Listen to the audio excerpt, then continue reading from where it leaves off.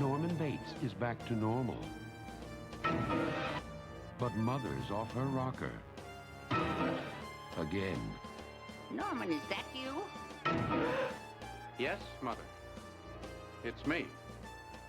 Why can't you leave my poor son, my Norman, alone? Welcome to The Good, the Bad, and the Sequel. This is the movie podcast where we're talking sequels, and we do it in two parts, usually, but with everything going on with the strike, we're just talking sequels. And we're continuing on our scary sequel month, which, to be honest, has been super surprising because we dove into two movies that we've never seen before, Psycho 2, and then this week's sequel, Psycho 3. It was an omen. Our pal of the podcast, Nick Sperdone, who you know for a ton of different episodes. He's our Piranha 2 expert.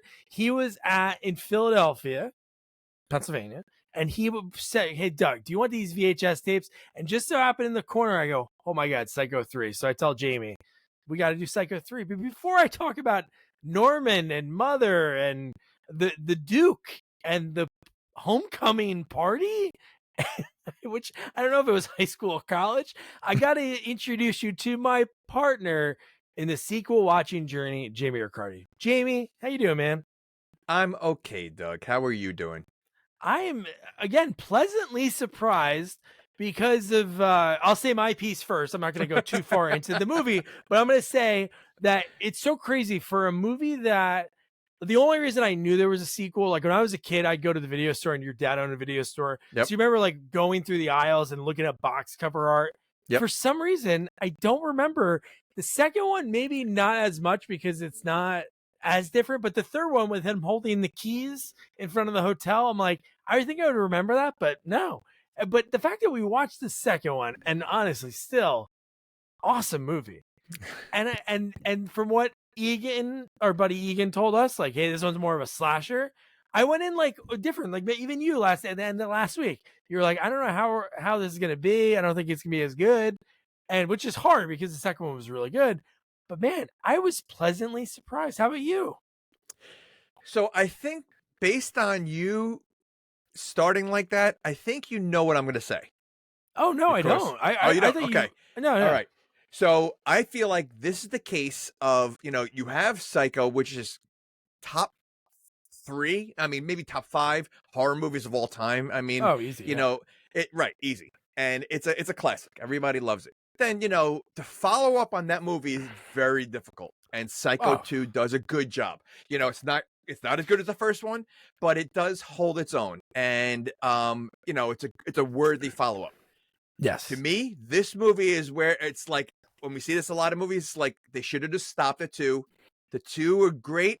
Now you're pushing your luck because I thought 3 was awful. So really? I did. Okay. Okay. I did not like. Okay. There's so many things I did not like about this movie. One, I don't like the throwback camera angles that they did, like from the taken from the first movie. It looks so stupid and cheesy. I don't like the character of Duke. He's the creepy. My God! Right from the beginning, I didn't like first him. of all, he could have been what's his name, Dennis Franz's son. Like they're both as creepy. Like he really could have. And I just don't like the turn of Norman Bates after just 1 month. Like the whole second movie, he's a good guy. Like he's trying to stop and everything else. Yeah. And you're telling me all of a sudden he seems more crazy in this one than he does in the original movie. Oh, yeah, no, he definitely. The one thing I gotta say is and the clip that when you were talking with Jeff Fahey on Instagram and he sent a clip of an interview he did for like the Scream Factory release of this. And it is so true. I gotta say, I'm not saying it's a great movie. This is like super campy compared to the second one. I thought the second one was like amazingly written. And I just thought the special effects were really good. The special effects were decent in this one too. But just the way he mentioned it, and that's one thing I wanted to say to you is no matter what, you can say the movie's awful, but man, Anthony Perkins, he is just so good. And the way Jeff Fahey said in that interview, he was like, as soon as he'd be talking normal like Tony Perkins and then snap, he'd turn into the character, start shaking. He's so good. And we got to reiterate again, why never, he should have been in more stuff. Okay, so Yes, I do think he's a good Norman Bates and he plays the role well. However, I think he started playing this role too campy in this one. I think he was so over the top obvious in front of everybody that no one no one noticed. I know. Okay. I know. Okay. The one So clip like it's crazy. It's ridiculous. I mean, it really is like the way he can't look any more guilty than he does in every conversation he has with someone, and everybody seems oblivious to it. So, like, I just think he was way over the top, and it's strange. He makes the same face in this one he makes in the first one. When you finally reveal his face, he looks like the girl. I forget her name from summer camp. Is it? Angela. Yeah, you don't think that when? Yes, for summer camp, right? Is it summer camp? No. What the hell's the name of that movie? I should know that movie. Sleepaway Camp. Sleepaway Camp. So you know how she has her mouth open at the end, and like it's like a weird. That's what he does in this movie, and it's just like he just over exaggerates the crazy, and I think that also kind of ruins it. Like I don't know. I had a hard, and not for nothing, it seems like everybody's crazy in this movie. Like there's not one. Like this movie's bizarre. I mean, it is. First of all, it's so bizarre. Yeah. I thought his name was Wayne, by the way. It took me a while to finally hear Dwayne, but I thought it was Wayne. I'm thinking, all right, Wayne Duke. Is that a throwback to what's his name? John Wayne? John Wayne? Oh yeah, maybe. But then you heard it was Dwayne. But even so though, it sounds very close to John Wayne. It does, yeah. So okay. All right. And you're talking about this small town that somehow that it has a diner that has mostly like gross people in it, but then at the bar there's just like smoke show after smoke show. Okay. Listen, this town, the way it's designed is so bizarre because it's like everything is like 30 miles apart because there's nothing around anything. Like you go to one place, it's all desert.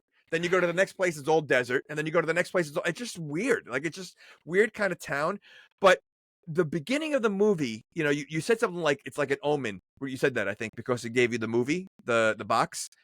The beginning of the movie reminded, like the way it started, it was almost like the omenish. Like omenish is that a word? It was extremely creepy. Like the first scene is very creepy. Oh my god, dude! And if it followed suit in like that, then okay. But it just started going downhill. It's just weird. So all right. Anyway, that's a lot of talking. It's funny that when we talked about the second one just 2 weeks ago, we were like, everything that we brought up, we're like, oh, this is very interesting. The thing about this one, it's things that are so bizarre that they made in the script, like Tom, who wrote the last one. I can't think of his last name right now, but like it was so well written that the second movie. This one has lines in it to me that feel like they were just like, say whatever, we gotta get out of here. Like the one woman that gets her throat slashed on the toilet. She says and does some of the like most bizarre shit I've ever heard or seen in a movie. The whole sex scene was bizarre with Dwayne Duke. I mean, that was what was going on? What about the photo? Wait. He just met her at the bar. I know. Where did the photos come from? Well, that's what I said. Like he set up the room. Like it's so weird. I mean, it really is. And what also got me is this movie doesn't hide the fact that Norman's crazy, right? I mean, from the beginning, it doesn't hide the fact. Why are they still blurring his face? Yeah, the only time that I got a little tripped up, which we'll get to. Let's go through the movie because the one part. Okay. And I wanted to ask your opinion on that one part too because it was so bizarre. The other ones, you're right. You saw we'll get to it. Okay, we'll get there. Okay, go ahead. So, but so you mentioned like how creepy the beginning is when you see like this. You see Maureen, and she's this nun, and we don't know much about her. There's no we find out later. It was basically, it was so weird because she talked about later in the movie that she was like having desires for the man. So I don't know if that's why she was going to jump off the top of the church. Because convent? she's a nun and she started having immoral thoughts. So I guess she felt like she's not worthy, for God, and she wanted to end her life, But okay, so she clearly has issues. And I obviously for these nuns, even the way it was shot, like the nuns running up the stairs, scary. and it was like it was like watching Damien or The Omen. Like it was like old school, like creepy like that. And then what happens, like clearly was an accident. Right. I mean, like, so like at one moment, these nuns are like very passionate to save her and help her and, they care about her. And the other one, I think after what happens, she's like, you're damned to hell. After that, like, it's like she literally forgot what it was an accident. It wasn't like, whatever. But yeah, it was creepy, man.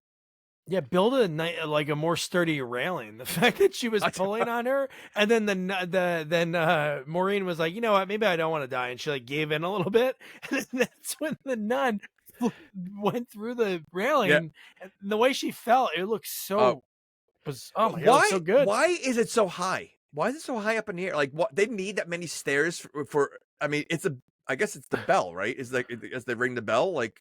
Yeah, it's just like, it reminded me of well, obviously like Vertigo has that scene and like High Anxiety has that same scene, right? But it reminds me of Batman, the original Tim Burton Batman. It does, like it does. But why are they so high up? Like a bell doesn't make a lot of noise if it's lower. Well, no, it's not going to go as far. The higher the sound, it's going to reach there. But why not have a long rope? Like, what do you think the nuns are going to be swinging? And I mean, wouldn't you be nervous? I mean, the railing is pretty short for like I mean, that's first of all, how high up was that? Because she took a long time to fall. So you're talking about like it had to be like it was almost like 20 stories. Like she was up so high. It seemed that far, yeah. It really did. And the nuns took forever to get up there. I mean, they are nuns, so well, I mean, they're not, old nuns. Why? There's no athletic nuns.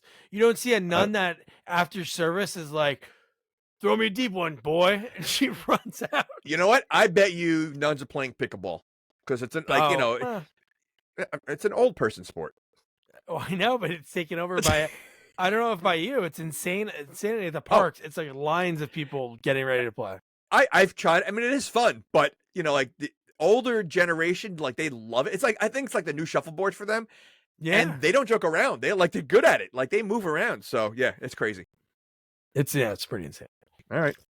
So from there, I don't think there's not. Have you seen a nun in the last like 10 years? Like I don't see nuns ever. Okay, you're right. No, you're really right. Right. I mean, I used to see them all the time, and just I can't remember the last time I saw a nun. So, if you're a nun and you're listening at Sequels Only, let us know. So are we saying there's nuns? None. None. I feel like we're saying like the Law and Order. None. So then we get Jeff Fahey. He plays oh my gosh. Duke. Okay. Dwayne Duke. Right. Okay, wait. Before we get to Duke, so she leaves the conservatory or wherever she is. Yeah. How far away is that conservatory? Because she literally is walking from the front door of the conservatory through desert. Like right away. It's in the middle again, just we said how the Bates Motel is. This is literally in the middle of nowhere because she's hiking through desert to get to the main road. Yeah. and you know what? I wanted to ask you real quick. Who did she look like at first? Did you look at IMDb before you watched the movie? No. Because when I saw her, I was like, oh my God, it looks like I can't think of her name. Lauren from the Ozarks and I know Truman Show. It sort of looked like her from the one angle, only in the nun scene, only like that opening scene. Like when I was like, oh my God, could you imagine if she got her start in Psycho 3? But no, sadly no. No, no, but okay, yeah, she did look like her. Okay, but again, how did she get to the conservatory? Like if she's, I mean, like when you think they drive there to get there, so like. No, you don't bring a car. You're stuck there, right? You're not going anywhere, right?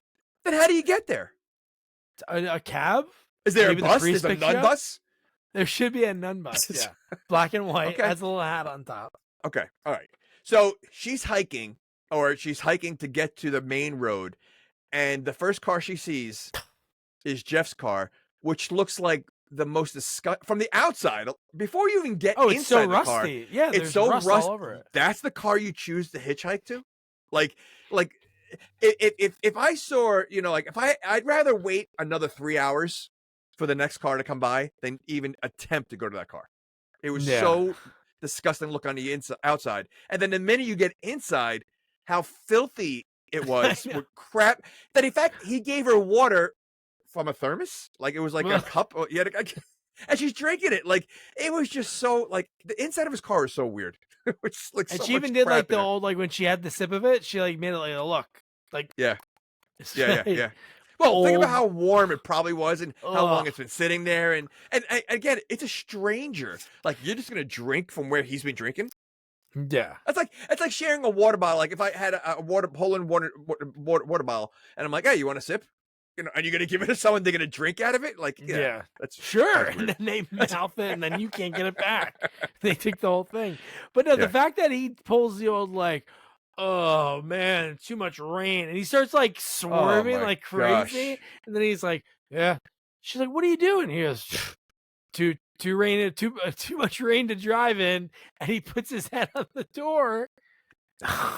And how much room is in that front seat? Because the way she was sleeping, it was like she was sleeping on a bed. She was laying down, like when he was creeping on her, which was so creepy. When he had the light, the light, The like, flashlight, and he's touching her oh my leg and lifting gosh. her skirt. Yeah, I mean, he just played that. It was uncomfortable to watch. Yeah, he played he creep was- well, like He too. does play creep well. Too good. Like if really, I wonder if he played ever played this role again afterwards. Because sometimes when actors, especially when they're young in their career and they nail it, they're in a movie. Sometimes they get like typecasted. And Sure. I'm telling you, when you see it, I was like, Well- he gave me the heebie-jeebies. In this part, I did He like, did. oh, Well, think about Dennis Franz, right? In part 2, he Classic. kind of plays. I mean, I didn't see NYPD Blue, but I know he plays like a kind of a creepy cop, I guess, or like just a loudmouth kind of cop. And so I think you could have that. You could play that creepy well. Although you look at Danny DeVito, no one could play Louis the way he does, and that's like one of the creepiest TV characters. yeah. Yet he's like the nicest guy. Like he's like, but although Always Sunny, he's playing a creep too. So he does plays creep a well. creep. He plays a creep very well. Like, does. really. But so then the fact that so he wakes her up with that, and obviously she's a woman in a situation with some guy in the middle of nowhere.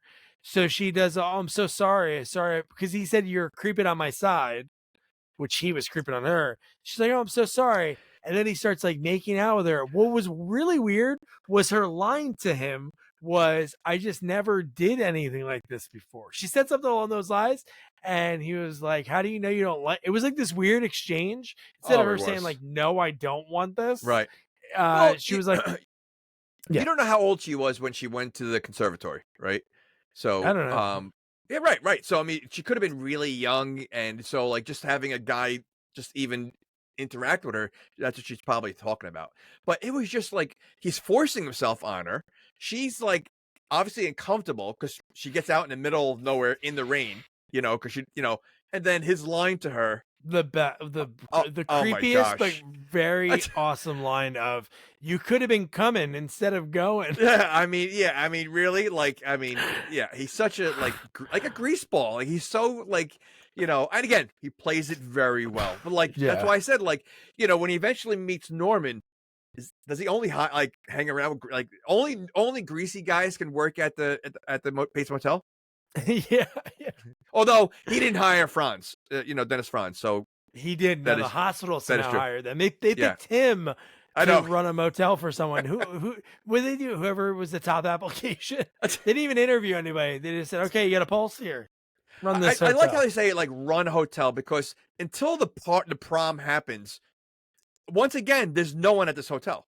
Like, how is this hotel staying in business? Who's paying for the electricity? How is Norman affording his house? Like literally, like he's always saying there's renovations going on. He's always fixing it up, but like no one's ever coming.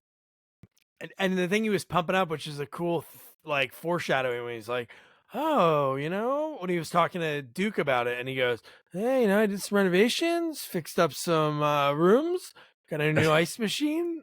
Like that was like brand new ice machine. And it's like, oh, that's coming back. He was talking about ordering other equipment too. I forget what he said. Like, where's he getting the money from? I don't know. He charges 26. What was it? $24.95 for a single, For singles, and a double was I forgot what it was. Yeah, because the girl the nun, that's all she had was $25, and he gave her a nickel back. But no one's going there. You know, like so, like again, like and Norman was away for 20 years, so he wasn't working for 20 years. So again, where's he getting the money from? Because even when they opened up the cash register, there's like maybe $15 in there. There was like a 5, a 10, a single. Like it was like nothing in there. The torn 5 that the torn corner 5 that plays such an important role in this movie. And that's another thing I want to talk to you when we get to Duke, when his sort of like turn in a way that to me was like really bizarre. It made me think something else, but we'll get to it there. Yeah, but you know what we do? We cut to our buddy Norman, and even that. So this movie starts off with it creeping us out, and then it goes straight to grossing us out because he's stuffing a bird, which is the grossest looking thing. The way he's shoving everything in, and then without washing his hands. Again, I know that's a prop bird and everything. I know what you're gonna say, but dude, when he wipes the peanut butter on the cracker, Okay, first of all, he's got the worst diet because it's either cheese sandwiches or peanut butter and crackers. Oh, you know what? He didn't have one toasted cheddar the whole movie. But he was eating as he's. First of all, the fact that these 3 birds committed suicide, like they jumped off they jumped off the tree and landed on the ground and died. All 3 of them, except one comes back to life. But the fact that like why? Like why did all 3 of them die? Or almost Mother died? did it. Maybe Mother did it. And Maybe it was Mother. Was one playing possum? Like, because he came alive inside the house. So, did you think that he was going to snap its neck when he took it outside? outside? I thought he was. Yeah, absolutely. I thought he was going to snap the neck. So, but see, okay. So the fact that he brought the bird back outside and then, saved its life and, gave him back to nature shows that he's still a good guy from the second movie. Yeah. So, his crazy turn in this just doesn't make sense of how crazy he gets. I just don't like. I just think that they didn't have too many options. It's what are you gonna do now? You're gonna have salt, whatever. So I think I guess they wanted to show us different. I mean, they do show us a different side of Norman's mom, which doesn't make sense. Some of the things she does. I mean, but yeah. So I mean, like I was literally, we see other sides of his mom. That is true. We see the side of her when she's sitting in a chair. Oh my she's gosh! Sitting up in the bed, she disappears. She's pointing. I mean, like yeah, dude, when she's like pointing. Is she made of like that, like Gumby kind of thing where you can just wires in there that you can bend her anyway? And because literally she's dusty at the end of the movie. You see a lot of dust flying when the something 2 moms. happens. We get to see both of them. Yeah. But I mean, okay, but they're dusty. So like, how is she able to? I would think if you like try to bend the fingers or anything, it's just gonna break. Yeah, I mean, it's going to fall off, so, yeah, it just doesn't make sense. Oh, my God. And then right at this point, this one's sleaze bag. The Duke shows up at the hotel, and like you said, there was that drawer that had, like, nothing in it. But he was looking at it, and he was thinking about stealing it, but bing bong, who walks in? Norman. Oh, and is there a reason why there's a help wanted sign at this motel? Like, is he so busy that he needs help? Like the motel is he's got so many customers, he just doesn't know what to do. He needs a second hand because literally he's not working. Like he doesn't work, and he has a help wanted sign there. Yeah, and he doesn't sleep because he says, I wrote that I'll down. take the night shift. Oh, wait, I wrote that down because when he interacts with Mother, he literally does not sleep at all. You see him in the morning, bright and early. You see him. I think there's one moment he might have taken a quick nap, but for the most part, he is. Oh yeah, he fell asleep with the girl. They cuddled for like an hour. He Correct. fell asleep. Yeah. So he really. I literally wrote that down. That when does Norman sleep? Because he's up like all the time. He's like, yeah, you take the day shift, I'll take the night, and yeah. Oh my God, man! But he, boom, within like seconds, he hires him, and what's his pay? $5 an hour. And like, there's really not much of an interview process, right? It's just like whoever shows up, you're hired. Like, there's nothing to check or anything. Or though in Norman's case, he's like, he's not gonna be crazier than me, so might as well. So, might as well, then he's okay. I love that right away. He's like, oh, so you're saying, he goes, yeah, I need an assistant. He's like, so you're saying I'm an assistant manager? And he's like, well, I'm the manager, you're my assistant. So yeah, I guess you are the assistant. I love the guy right away. He's like supposed to be a phenomenal guitarist because he's like, I'm only going to be here for a little bit so I can get some cash to fix my brakes or something. So I don't know how much brakes were back then, but I don't know, dude. $5 an hour. You better be working a lot. Did it take you a long? Yeah. Well, it does look like his entire house is inside his car. Yeah, he does So, oh man, but so here we go. Here is a Okay. part that I wanted to talk to you about so much because the only thing I do love about this movie is a lot of times when we get sequels, like perfect example. Even though I know in Friday the 13th, 4, 5, and 6, you have one constant character. The other ones, for the most part, you don't have anything besides Jason is a constant in those movies. It was cool in this movie because we were still in the same town. It was like a month later. How did you just like start thinking in your head, like, what the hell? When they were talking about Norman and they were like, oh, yeah, he was such a great worker. He was always here on time. He was there for 2 days. 2 days. Well, clearly, like, time doesn't mean a lot to these people because even the landlord for the old lady who's missing, she's only missing a month. Only missing a month. He's like, yeah, she's 2 weeks late on her payment, and he's already ready to rent out her apartment. He goes, "You want to rent it?" So like, she's gone a month. Like it's it's like yeah, these people are just again. It is in the middle of nowhere. They probably have the same 3 customers that eat at the diner. Who's in the area? So yeah. But okay, so I another thing I don't like about the movie is the fact that this character is it Marianne? The reporter? That's all I wrote. Yeah, no, the nun. Oh, Maureen. Maureen, okay. The fact that he's obsessed with her because she reminds of the first movie. MC on the suitcase, Right. I mean, but he only knew the girl in the first movie very shortly. Like the first night, she's dead. He killed 7 other women. So, for him to be obsessed because he sees these initials, my guess, number one, is he probably didn't even know her last name from the first movie. Because he wasn't paying attention to her last name. He just he did because Loomis. That was Loomis's sister. So I'm sure he knew it from the court proceedings and everything. Loomis's sister. Her last name is Loomis. Yeah, that's her married name. Yeah, okay, but sure. You think he thought much of it? But regardless, she was one of 7 women that he killed. So the fact that he's obsessed over this one, which again, was that his first? Was that the first one? No, because he went to jail after that. No, was that his first kill? Maybe that's I'm saying he went to jail. He went to jail after that the movie, right? So he between the cop, and Marianne, whatever, from the shower, he only killed a hand, so he must have killed multiple before then.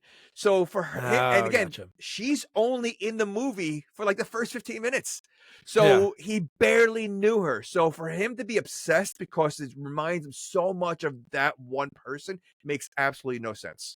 Yeah, it was like I think that's just trying to throw back of that's the pitfall of sequels, like trying to do that callback. But it's like it's like too much. It's forced. It's forced. Yeah. It seems forced. Like the whole storyline with that, it just seems forced. Yeah. No, I agree with that.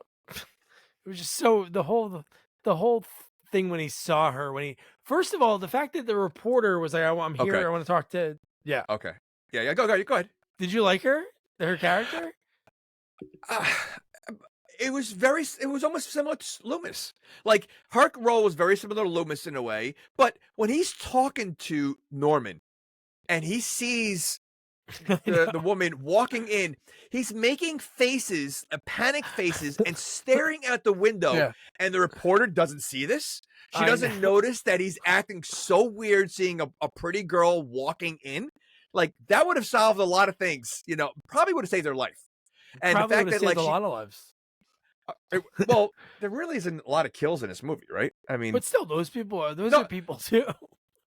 Well, I guess but I mean, like right away, like this is the start of him overacting, and no one's noticing. He's literally sitting inches away from her as she's asking him questions, staring at him, and he's making the worst panic faces possible, and she doesn't even have a clue. Yeah, he's like half answering the questions, like half listening and half answering. And then they mention his again in this movie they turn back what the whole second movie was about. It wasn't really his mom. It was his aunt that was crazy and was obsessed with uh his real mom, his real father. The bizarre thing, but anyway, when she's asking on him, he's like, yeah, I know that's exactly. I'm glad you just mentioned that. I don't like that storyline either. You give us. I don't like that they turned that. I don't like that they changed that either. Yeah, they gave us a nice twist at the end of the second movie. Mm-hmm. They should have kept that in there. Like to say that was like false. It just kind of ruins the ending of the second movie. Then, like it was like like I don't know. I just think they were trying too hard in so many different things. I also like the fact that he walks in a diner like he's Norm from Cheers. Because everybody seems to know him, like, and everybody's friendly with him. And this guy, hey Norman, chicken fried steak is good today. I'd be like, what's not? What? The only thing that's good? Only thing that's fresh. I mean, he is a serial killer. I mean, they're just treating him like he's normal. I mean, he's a celebrity, man. He is like the person in town. He's the only reason that people talk about at the time. Besides, like, what is it, Fayetteville versus Central? I wrote the schools down. It's lower on my list, but the name of the two schools when the guy's yelling in his face, which we'll talk about that later. Oh my gosh, he's like a celebrity in this town that they're like kind of catering to him, and the sheriff feels so bad to him. Well, it was kind of annoying, but it was kind of funny in a way when she kept talking about, again, this is a month after the second movie, when she's like, Norman, 20 years, I'm doing this article about the insanity plea. And we talked to the families of victims. We never talked to the people who are out. So that's why I want to interview you. And she goes, 20 years. It's got to be a long time. And he's like, 22. And she does it again. And he's like, no, 22 years. But, okay, so she's writing an article. That's her main thing. But it looks like she's trying to get him arrested. I think a little bit of both. Because I think she feels like that he is guilty. That there was a lot of evidence pointing to him, but okay. So then, why are you covering this kind of thing that you want to interview serial killers that have killed people? Like, I mean, you choose this topic to write your article on. You're going to come across people that are bad people, So like, kill you one day.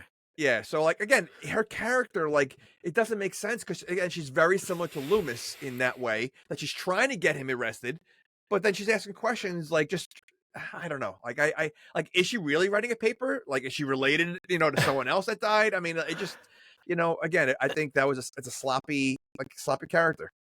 Yeah. What it is with these movies when there's only like 5 characters that we know names of and stuff, you need somebody to like move the story along because nothing else is going to happen. So you have to have like that one snoopy person, and it's her because she's the reason, because she like bugs the sheriff, bugs Jeff Fahey at the bar. So she's like bugging every little person in the town because it's so wild, because without her, nothing would move. There'd be nothing moving. Nothing would move. But I just think she needs a better reason why. Just because, again, it's like, I think it was Natural Born Killers. Was it David Duchovny? Was he the reporter that was following them? Running something? I think it was. I think so. Right. So he's like following them as they're on their murder spree, whatever. Yeah. But he's really like writing an article on how they do it or whatever, where she is like, she really shows no sense of writing this article. More, again, I think she comes across more as trying to get him arrested. She's probing. She tells Duke, like it's like she's trying to set him up. So like, I feel like she needs a better story to get it moving, and the fact that she's saying she's a journalist doesn't make sense. It really doesn't. Yeah, and you know what? Now, if she's almost like she's getting everybody to turn on him, so like, what if he didn't do any of this, and it was another?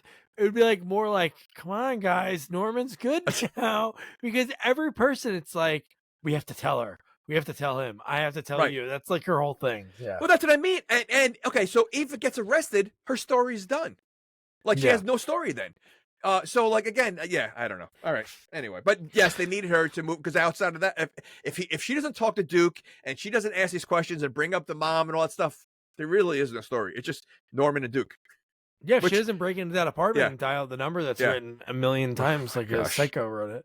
But so then we cut to the nun, afterwards, she gets a ride to the hotel because she needs somewhere to stay after she leaves the diner, and she sees the guy who tried to rape her the night before, and he was like, "Oh, I'm so sorry, I get a little crazy from the road." It's like, oh my god, would you rent a room from him? Like, no, I reported him. I call the cops. Of course, but I mean, but okay, that I would definitely do. But at the same time, I wouldn't.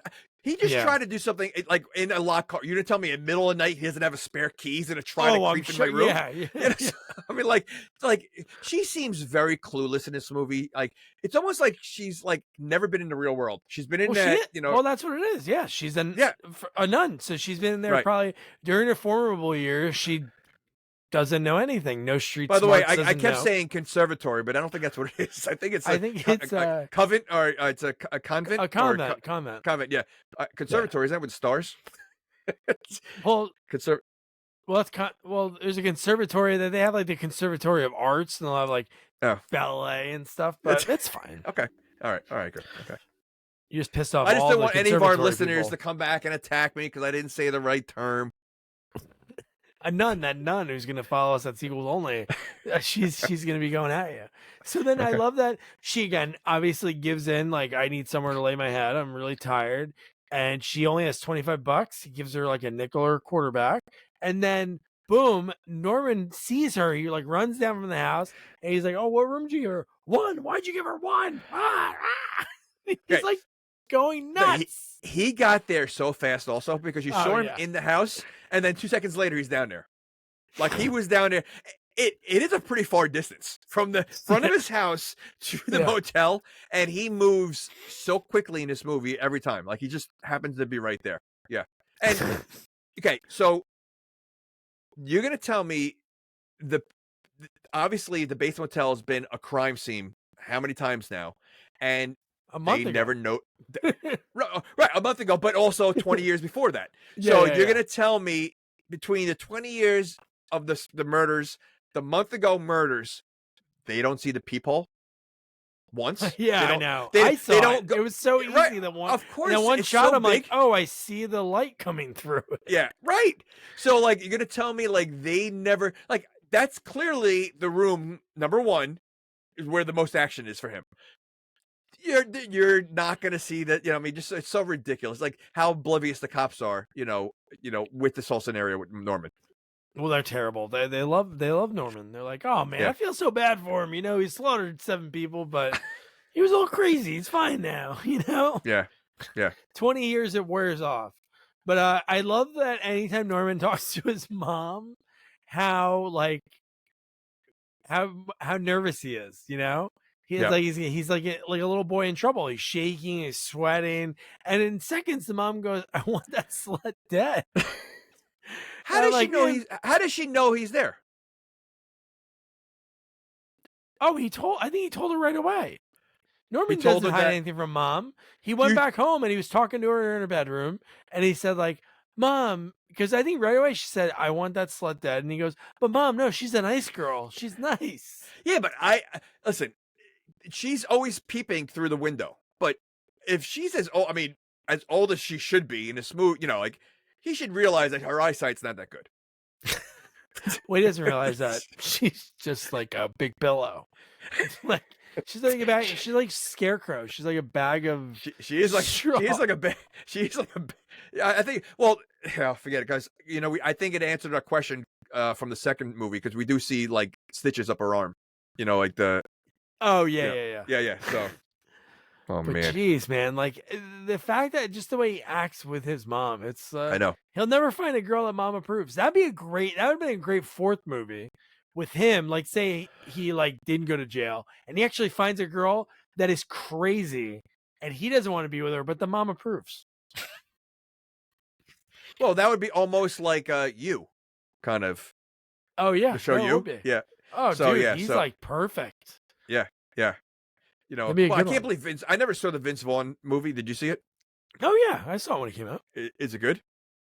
I heard they did like a shot for shot like of the movie. Yeah, it's kind of the same movie, so they didn't like try to.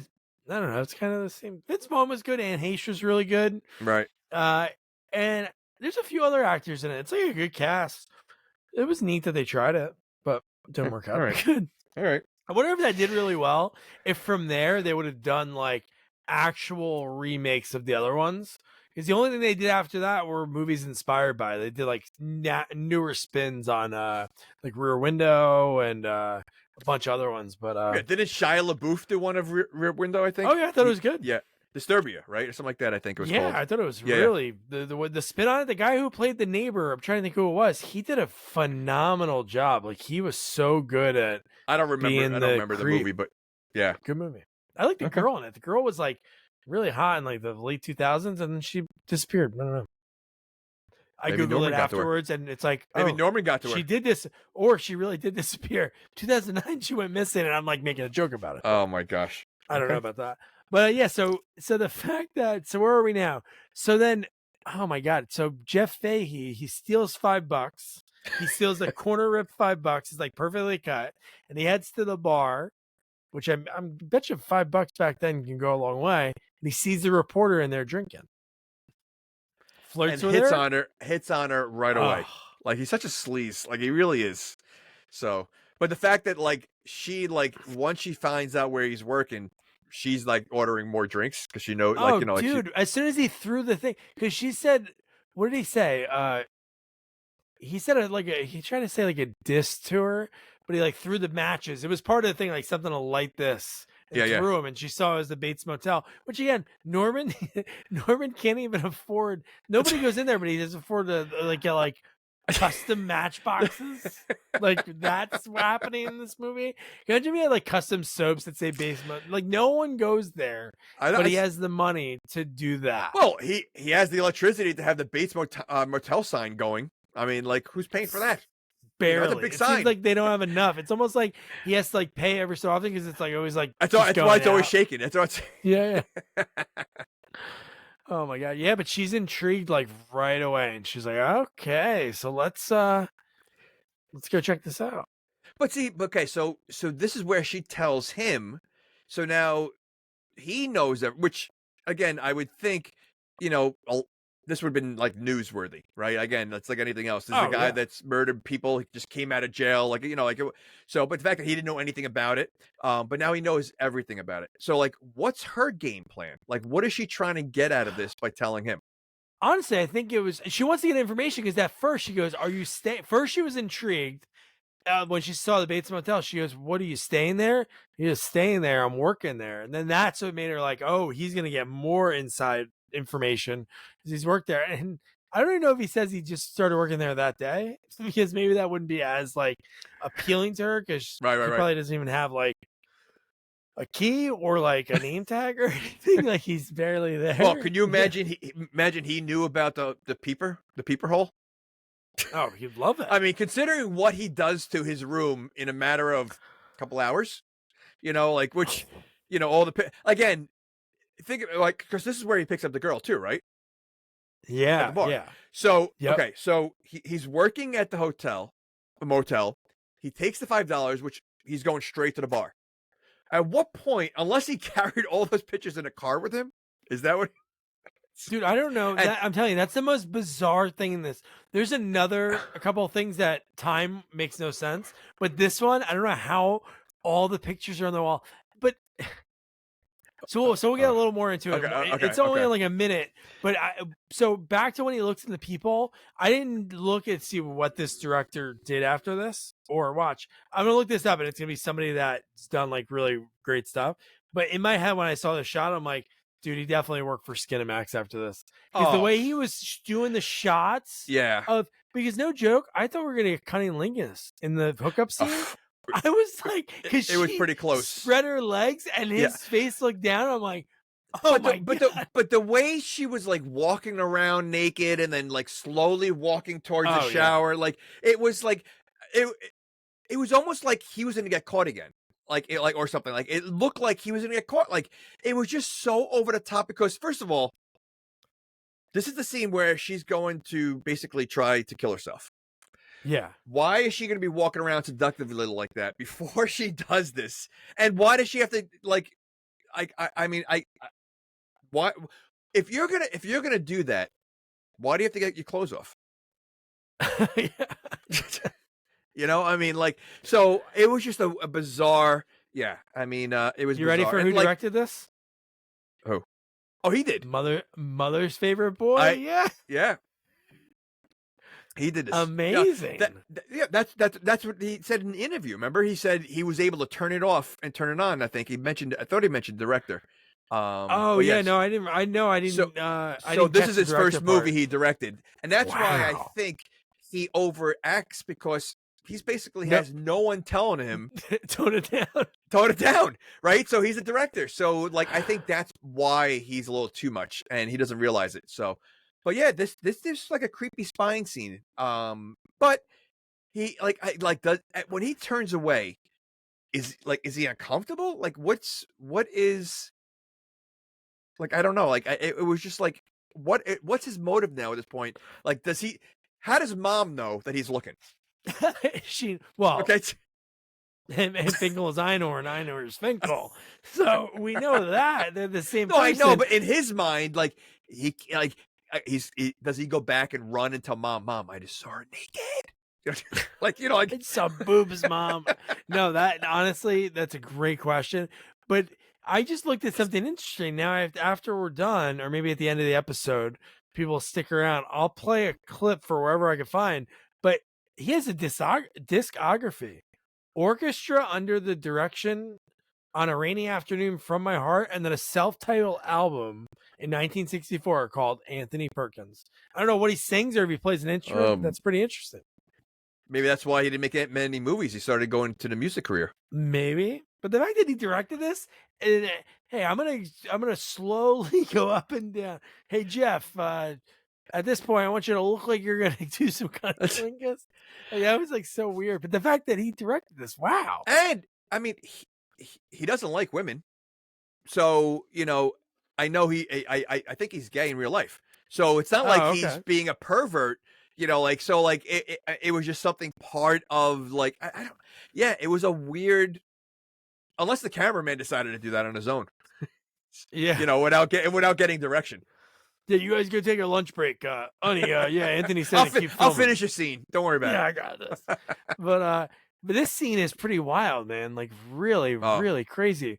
Because this is one like right away at this point. Did you know it was him? No, I didn't know it was him. I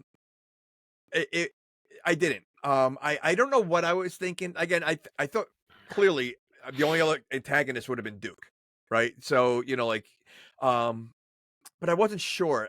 But this whole turn, like, it gets weird, because why does that, like he clearly obviously has a split personality, right? So does he have control of his split personality at all, or is it just like is I don't know how that works on the way he portrays Mom and Norman. Yeah, I think when he's not on his property, because we haven't seen him act like really weird. The only time in the second one was at the diner with Dennis Franz when he was going to grab the knife.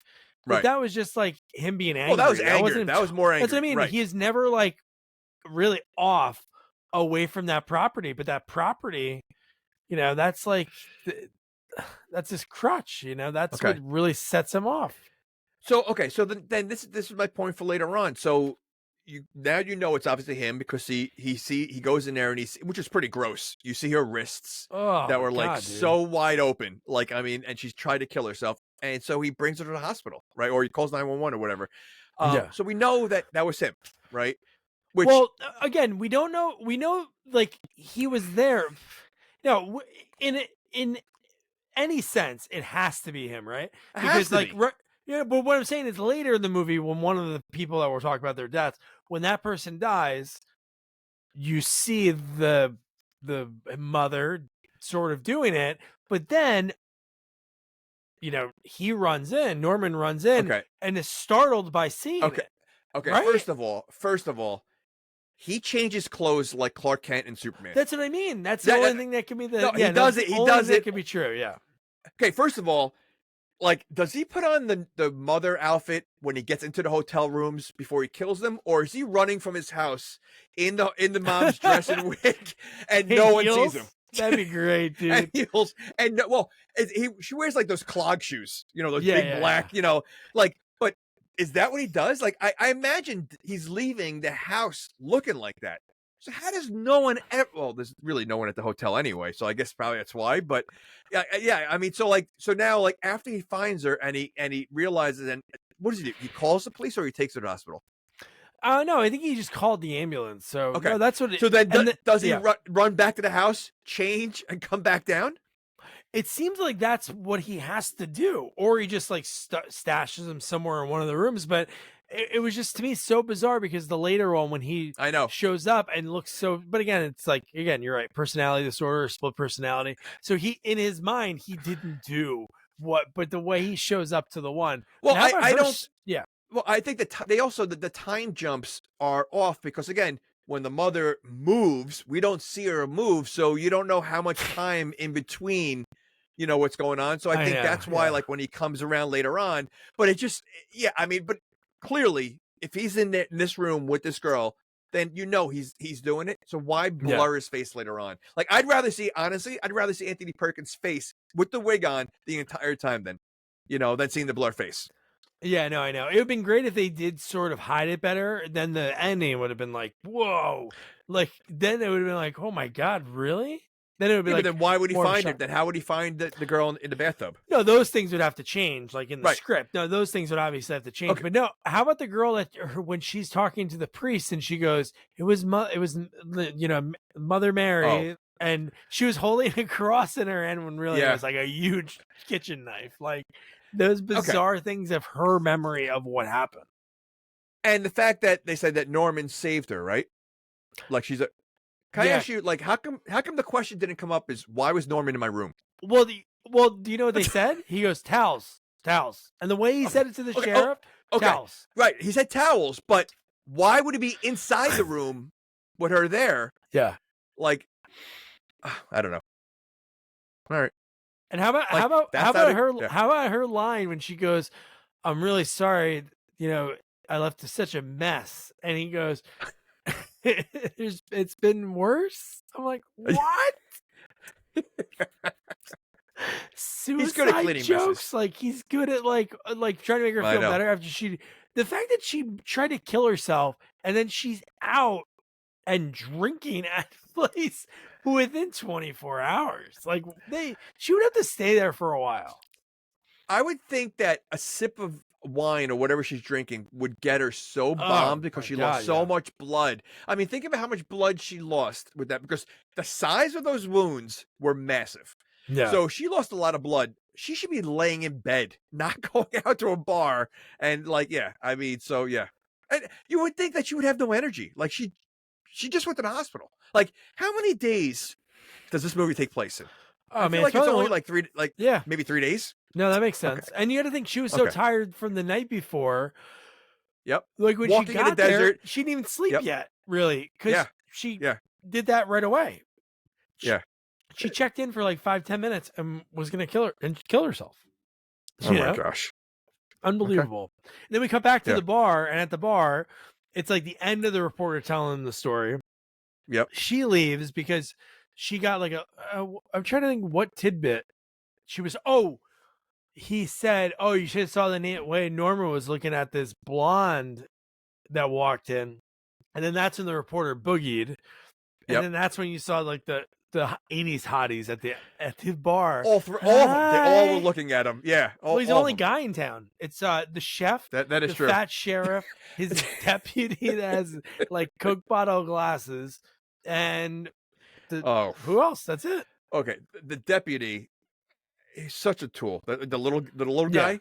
Like he walked around like he was such a tough guy. He looked like he was like 17 years old. Yeah, he did. Like it was just, and he was small. Like he was a small little guy, but he had that he was walking around like he's that Western sheriff that just like what a douche. Oh my God, man. So at this point, this is when and he does use the phrase, "We all go a little mad sometimes." I know. Yeah. See, I didn't like that. It's like again, it's throwing it. It's I guess they're trying to be nostalgic. You know, you have the same initials. Now you saying same lines. You do the same camera work. It's just, again, everything seems forced. Like that line seemed very forced. It didn't seem natural. I agree. And then we come back to the hotel. Norman's there, and we see, man, one of the hottest rando 80 ladies that I've seen in any movie. The sweater vest, like an outfit I've never even seen. Sweater vest, like yellow sweater vest, super hot. And she's sort of into Norman. Like she wants to sleep with him. But the fact that she details what's going on in her room with Jeff Fahey as a party. No, she wanted Norman to join them. No, I know. That's what I'm saying. But she goes, we're having a party. Yeah. And you're thinking in your head, we're having a party. Like if that was me and I was like, oh my God, this girl's so hot, I'm going to go back. And it's like just some guy in the room. I'd be like, all right, see ya. Okay. Not only just some guy in the room, he's completely naked, holding lights, like 2 lamps on his crotch. Yeah. It really was a bizarre. It was like a bizarre scene.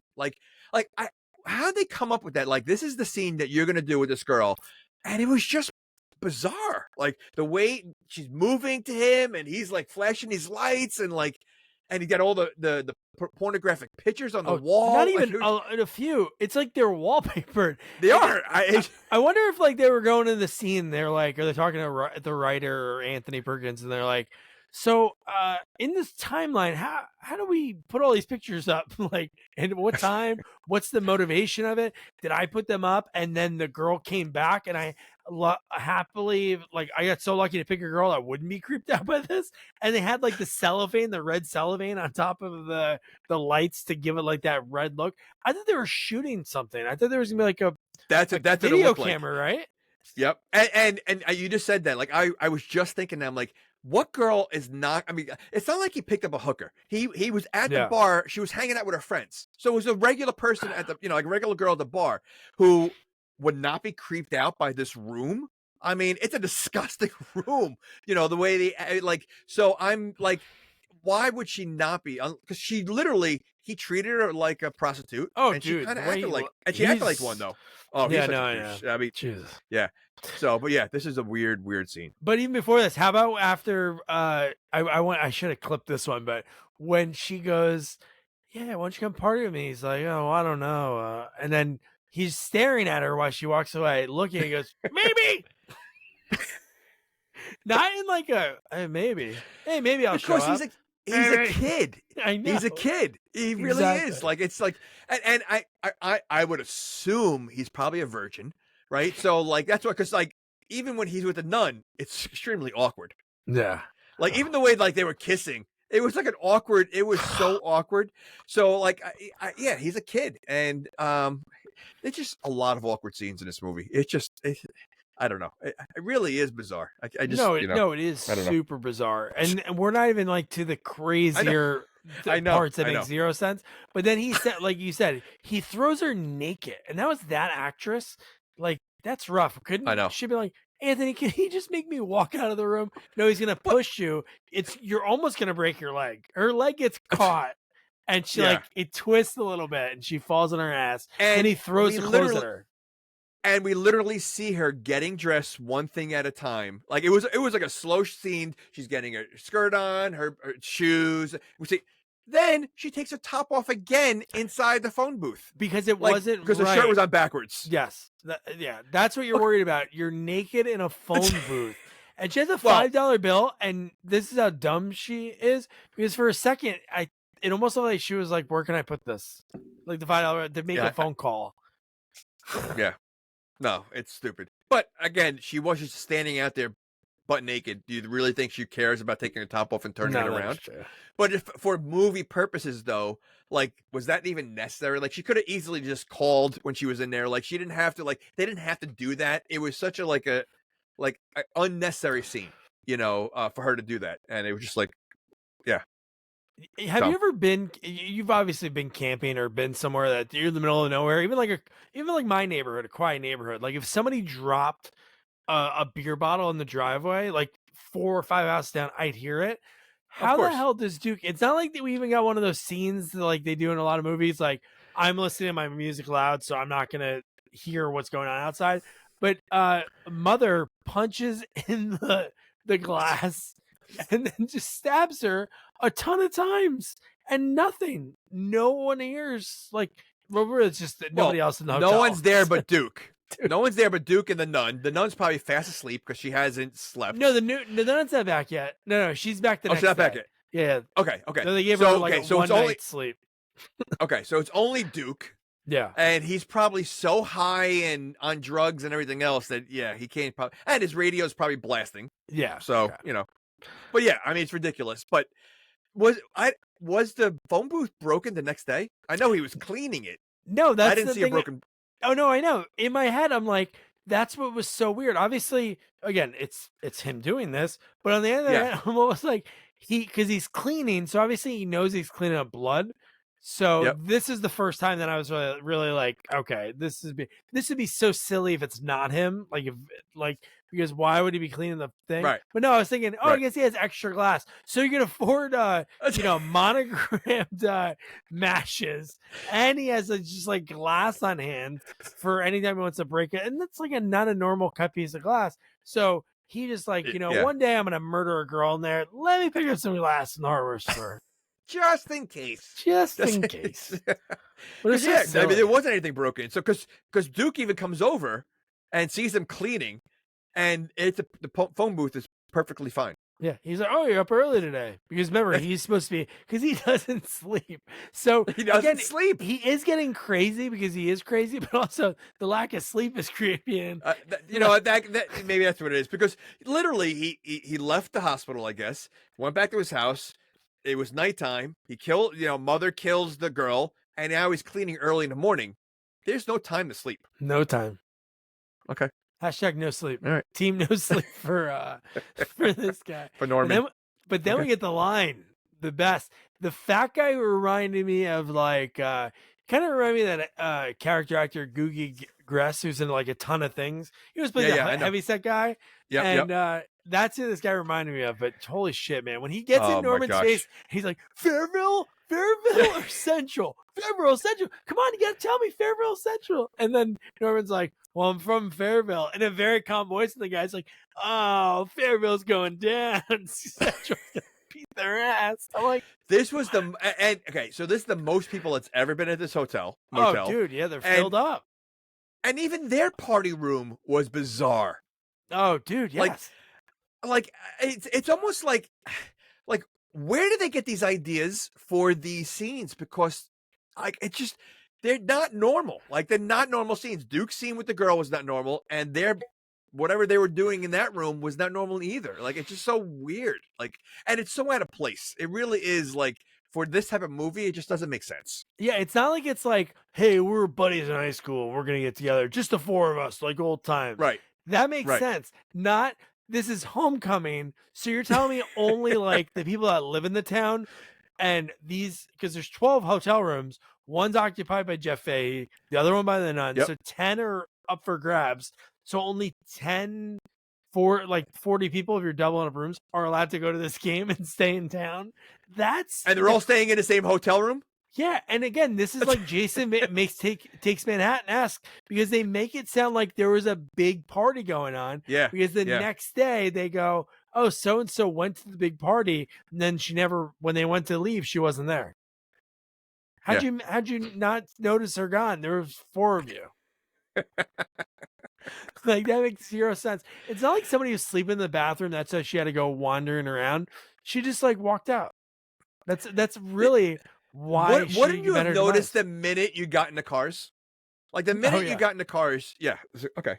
How does that ever happen? In that's a trope in movies that has to get. You're all like, okay, guys, let's go. You know, when you say, guys, let's go, that the person that you're looking for isn't going to walk to the car. When you get to the car, it's like, hey, man, where's Frank, man? And then, Frank's missing. It's like, I should have realized that when I said, hey, guys, you're ready to go, and I didn't see Frank. And don't you all like leave the same time? You leave the same time, so you wait until everybody's together. Well, clearly they are very irresponsible and clearly very drunk and high. I mean, weren't they playing games like while 2 people were making out in the bed, the other 2 were playing games or something, or in the room? Yeah, I don't know what games they were playing, but how about the fact did they know each other? Because the fat guy seemed like he was a football player. He was wearing the jersey, so he was probably a big dumb lineman from when he was in high school. But then the girl goes, her joke was, "Did you think?" Because he said something about I always love myself some cheerleaders, right? And then what did she say? Yeah. She's part of like the drum major or something silly. Or I was in not chorus line, but it was like one of those lines. And then they started making out. I'm like, what are we doing, man? Yeah. Well, he kept playing like sneak attack kissing her or something like that. It was like he was playing like a kissing game. It's just so weird. Yeah, kissing game with himself. Another creep. Hey, it was just officer. I was just playing a game. I just wanted to kiss her. She wasn't. Wasn't in the game, but I was in on it. And then Norman gets the nun's clothes dry cleaned. And then how about his line that he allowed because he's the director for her to stay in the movie? Again, he's 40 years older than her. Oh, easily. Probably, right? And he goes, "You look swell in that pink one tonight." Weird. Well, first of all, it looked like she has only 2 items in that suitcase. Oh, that's all. There's like she really, she has the 2 like dresses. Yeah. And I didn't even know there's a laundromat in that town. Like. I mean, like, and when does he have time to do this? Like, first of all, a laundry it takes a couple of days when they hell yeah, especially dry cleaning. When you ask for that extra day, can you do it in 2? Then they give you like, so you're talking like Norman is able to get to the house, come back and go back to the house, run. So not only does he not sleep, and he's got to move mother. He's got to move mother, and he's got to move mother multiple times. It's like Elf on the Shelf of corpse. That's kind of what it is. He plays. She is like Elf on the Shelf. Mother on the shelf. Mother on the shelf. Oh my god, Jesus! Because this is where we see her moving now for the first time. Like right or talking to her. Yeah, this is when she moves. She's sitting up. She's sitting up. Oh yeah, she's sitting up. Yeah, in the bed. Okay. She was laying down and then she was sitting up. Yeah. But did you hope in a way? I was really hoping in my head that they were going to the game. I don't know why. I was thinking I only wanted them to go because in my head I'm like, there's no actors in this movie, so it's gonna be really bizarre for him to shoot a scene with no one. Because I'm not saying they didn't have the budget for extras, but it seemed like it would be really silly to see a football scene in this movie with like actual people they recruited to play a game or went to a high school game. It was just so bizarre. Yeah, no, that didn't come up. Oh my God. But let me ask you this: do you think Norman, because he does move his mom around a lot, do you think he like tucks her in at night? In the bed, brings her down in the kitchen to eat, shower, helps her get dressed, helps her shower because when you're older, you need help. Like, do you think he does all this stuff with her also? I hope because he moves her around.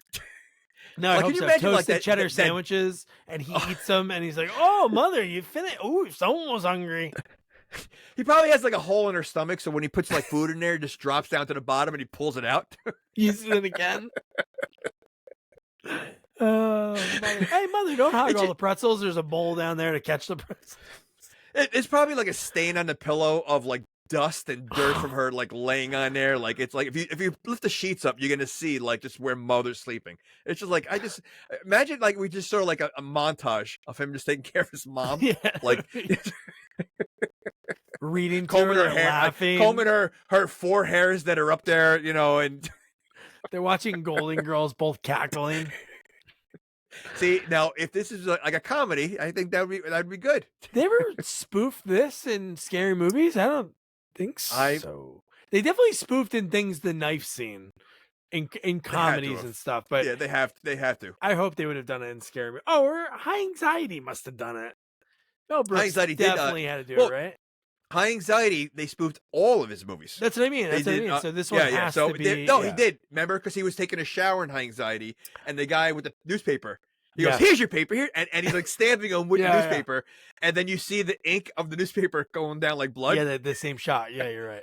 That is such a funny movie. I know. Watch that. I have that. I have that vinyl, the record. Springtime for Hitler is a little. I think between. I know a lot of people like I know we're off topic, but I know a lot of people like Men in Tights, and Men in Tights is funny. But to me, that's like if you're going to talk about Mel Brooks, you got to talk Blazing Saddles, History of the World, High Anxiety. Those are the 3 like staples of Mel of them. Silent movie. But, I like what's the one with him and his wife? Life Stinks? No. Is it lip That was the sticks? late one. That one stunk. Did it? That was like one of his. That was one of. You know what's funny? You think about in that movie, he was probably 60, mid 60s. Somebody I interviewed, David L. Snyder, I think, worked on that movie, or Stephen Poster was a cinematographer on Life Stinks. And you don't think he looked kind of old now? Then, Yeah, I know. The guy's still I know. kicking. It's crazy. He is, and he said, and he's still talking. You know, like he was part of history of the world, but Him and Dick No, I Van just Dyke, man. no, I think Van Dyke. Protect them. Oh, at Dick all Van Dyke. costs. Oh, I'm yeah, saying yeah, protect them yeah, at yeah. all costs. Yeah. So no, but old, yeah. That to me is like I said. I think High Anxiety was probably in the top 3 of his movies, without a doubt. Yeah. Listeners, if So- you haven't watched the Mel Brooks movies, go back to all of them. Spaceballs, they're so good. The bird scene. Oh, I forgot about Spaceballs. But the bird scene That's when top they're all 3. crapping on him. Oh, When they're crapping on that's him. that's a tough top 3. It is. Spaceballs has to be in there. Okay, so then what do you take out of there? You have Blazing Saddles, History of the World, High Anxiety. That's a tough call. That's really tough. You know, like, I mean, History of the World, you know, when you watch it now, it is very corny, but it's still funny. I mean, oh no, it's still great. It's probably his most quoted movie. It's probably one of the most quoted movies ever is History of the World. You know, Knight Saves Queen and all that stuff. You know, Knight Jumps Queen. Like, it is such a good movie. It's tough. I almost think that Spaceballs is number 4. I think his first, like, those 3 are classics. Like, Blazing Saddles is number 1. I mean, by far. Wow. That's a tough one, right? It is really hard. And there's got to be one we're leaving out now. Out of that, Young the Frankenstein. producers. Young Frankenstein? Oh, Young Frankenstein. Oh yeah. my Holy gosh. shit. You know what? That okay. Yeah, the Spaceballs is producers not- was the Springtime for Hitler. I don't know why I was thinking It that. was. Yeah, yes, yeah. But Shit. now Young Frankenstein, you know what? That's in the top 3. Silent Like, Movie wasn't bad either. I like Silent Movie. Yeah, Oh, To but Be I or would Not say- to Be was the one with him and his wife. That was pretty good. Okay. No, they're all good, but okay. So now that that's we all have he this, and did? again, we're You know what's crazy? yeah. It's almost He only made like 10. Yeah, his career, like, of his movies is very like it's like, what's his name? John who wrote Home Alone? John Hughes. Everything a home run. Really, everything he worked on Yeah. was a home run. Well, because no one made comedies like him, you know. Yeah. But I forgot Young Frankenstein is Yeah. might be number 2. I mean, Young Frankenstein is amazing. You know what it is? Gene Wilder. I mean, he doesn't make too many bad movies, and he No. makes the movies. I mean, he's in all his movies, so just so good. So good. All right. Guys. If you haven't seen All right. any of Mel Brooks, Huh. go to it.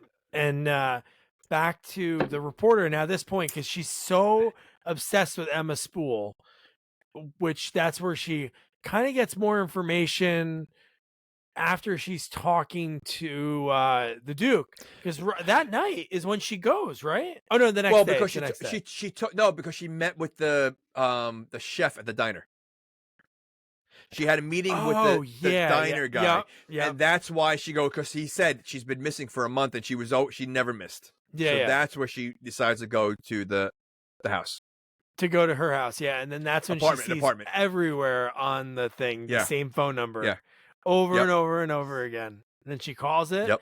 Which again, is this something? I get it, because they wouldn't live in the hotel, but I would think when that hotel was like hipping and doing great in like the 60s, right? I'm sure they had the phone should have ring at the hotel, not in the house for Norman. Okay.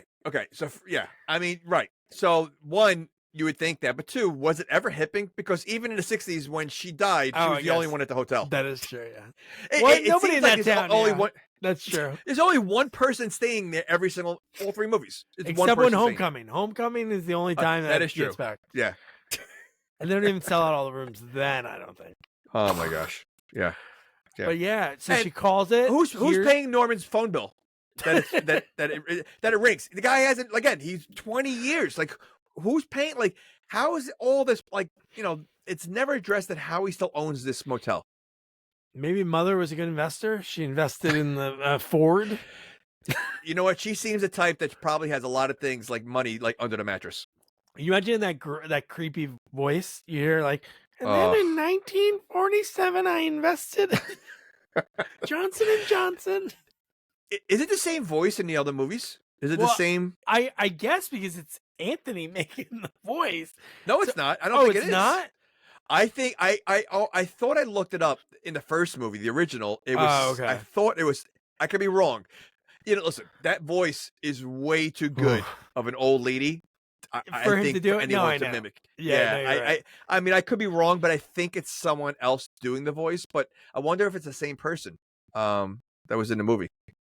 Yeah, it would be hard for them to get that unless it was somebody that was young doing an old voice in the old movie, because then they wouldn't be alive. But it sounds the same. I mean, her voice definitely sounds the same as all three movies. Virginia Gregg, she was the most in-demand female radio actor of the 1940s.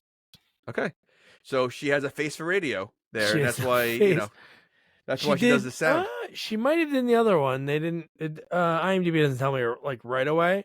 But when I searched for the third movie, it did have that. But no, because there's a part in the movie when someone else hears the mother's voice, which is really weird. Yeah, I would say this is the start of a lot of weird stuff. Oh, right. Yeah, right from this phone call, it gets bizarre because even when from there, after he talks to her, well, he doesn't know who calls. He's just like Bates Motel, and then she like is starting to put two and two together because when Norman goes to tell his mom that he's going out on a date, and how about when he closed the door again? This is, you said it best like many times, is he's a little kid, because how about when he goes, "Okay, mother, bye," and he closes the door and runs down the stairs. And it's the way he runs too. Like he's like, not But okay, so why is it bizarre that Spool has Norman's number? She got arrested, or they know that she's the one that killed all those people in part 2. So they know she was there. They don't know that she did it yet. They don't know she did it? No, not at all. They just think she's missing. Just think she's.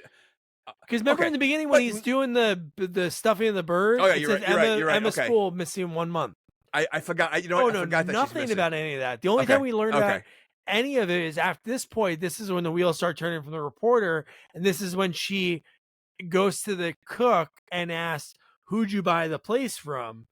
And then he goes, "Oh, this fella named so and so. He's in a old folks home." So that's why she goes there and interviews that guy in the most painful scene ever. Like, okay. And you're gonna trust anything out of that guy's mouth? I mean, that's your source. Like that's all right. Now we know everything because this guy who doesn't even know what planet he's on, he clearly his mind is gone. Yet she's using him as a source. Yeah. Well, which I wrote down one of the quotes. So one of the things he said that was really silly. But here is the part. So they're getting drunk in the restaurant, which is fine. It'd been great if they were eating and we saw him eat something other than like peanut butter crackers or toasted cheddar. Or I think it would be funny if he had like a sandwich. Oh my God. Yeah, dude. It's like everybody's eating like tomahawk steak. And he has a sandwich. A sandwich. Oh, we don't have that. Oh, it's from my own. But I brought my own bread. Don't worry. Dude, the line of this movie, did you watch with did Steph or no. solo? I watched it alone. Your full solo? Yeah. So there was a line, my wife just fell asleep at this part as I started late last night. When you saw another, again, Anthony casted some beautiful women, whoever the casting director was, because the woman that is getting the ice and we're getting like these weird shots of her, when she walks past and then walks back in and looks at the Duke, and you know what's weird? It was just it was like a master shot. It wasn't even a zoom in. And she goes, they say the wet look is coming back. Yeah, like you said, this is like a Skinamax movie. Oh, dude, on parts. I mean, like it's got that creepy vibe of like just like that late night Showtime, Skinamax or Cinemax, like movies. It's just weird. Like it's just weird. Like again, it doesn't fit. Yeah, I guess the only reason they did that, and I would love to hear like, I'm sure there's somebody behind the scenes, maybe an interview with Anthony Perkins or whoever wrote it, was at this point in the movie where they're still trying to get us to think that it's the Duke that's doing this, because there's no other reason for her to interact. But also, she's supposedly at a party, and it's the fat guy and the blonde woman, like together, and then there's another weird guy, right? and then it's just the girl that is probably a model from this podunk town somehow. Based on the whole group, I mean, she shouldn't even be friends with them. Oh yeah. Well, she's from Central. Central is like maybe like Central. You cross a line and there's actually like city and like a lot of businesses, but like in Fairfield, the nothing at all in this town. How do they field a football team?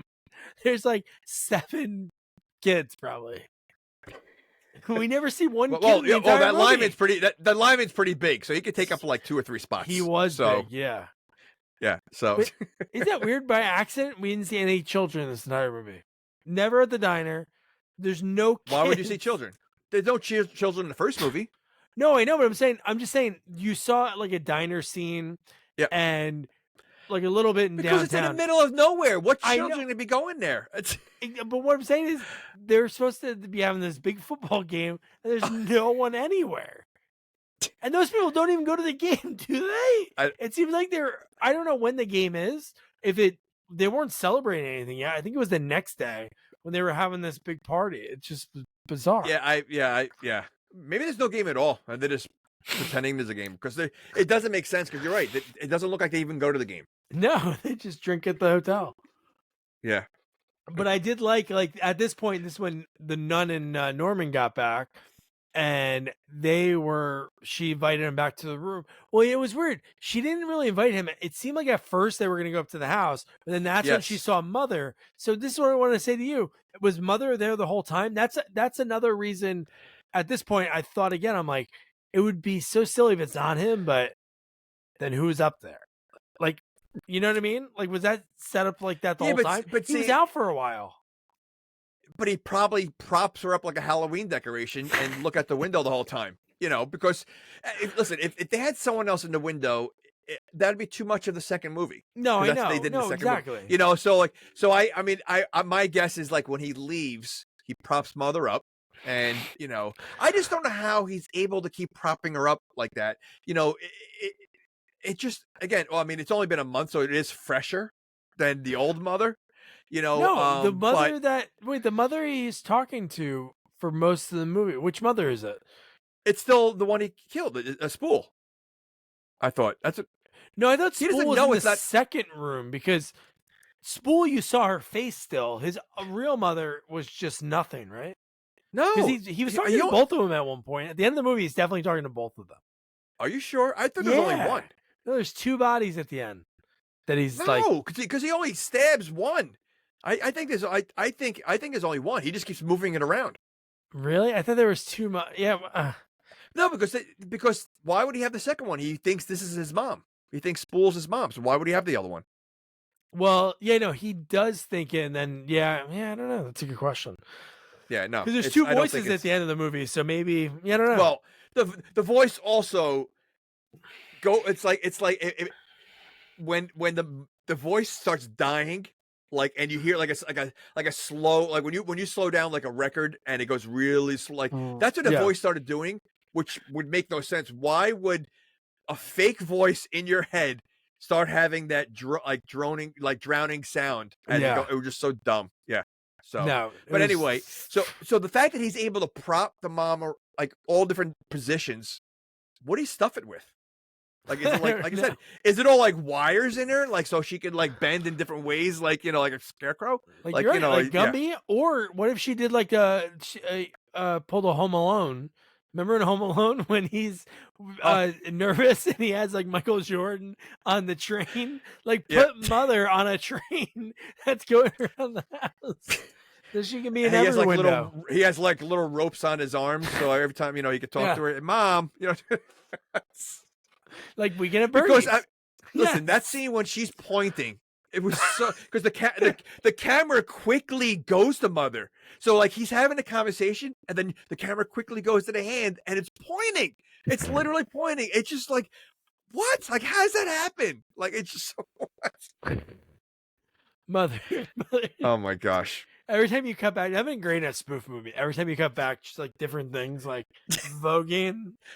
That would be such like a Leslie Nielsen movie of her like doing something like doing different poses. It would be very funny.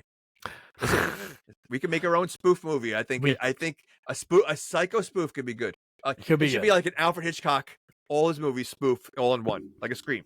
I mean, so scary movie. Basically, what Mel Brooks did with Anxiety. Well, I mean, in a different way. Like, I would say scary movie way. Oh, okay. Yeah. Yeah, because High Anxiety is like one continuous story with the elements put together. It's a story, but it's like the silliness he took from each movie, but like it's silly, like even the fall. He's constantly falling with the stupid bullseye going around. But like I'm talking about like over the top spoof. Again, the mother making these like different faces and stuff. Like it would be very funny. I like it. Anyway, let's do it. Yeah, let's put it on the calendar. We're in. We'll start a Kickstarter for it. But no, so at this part, this is when Norman, the nun sees Mother in the window, and then acts like she saw a ghost, right?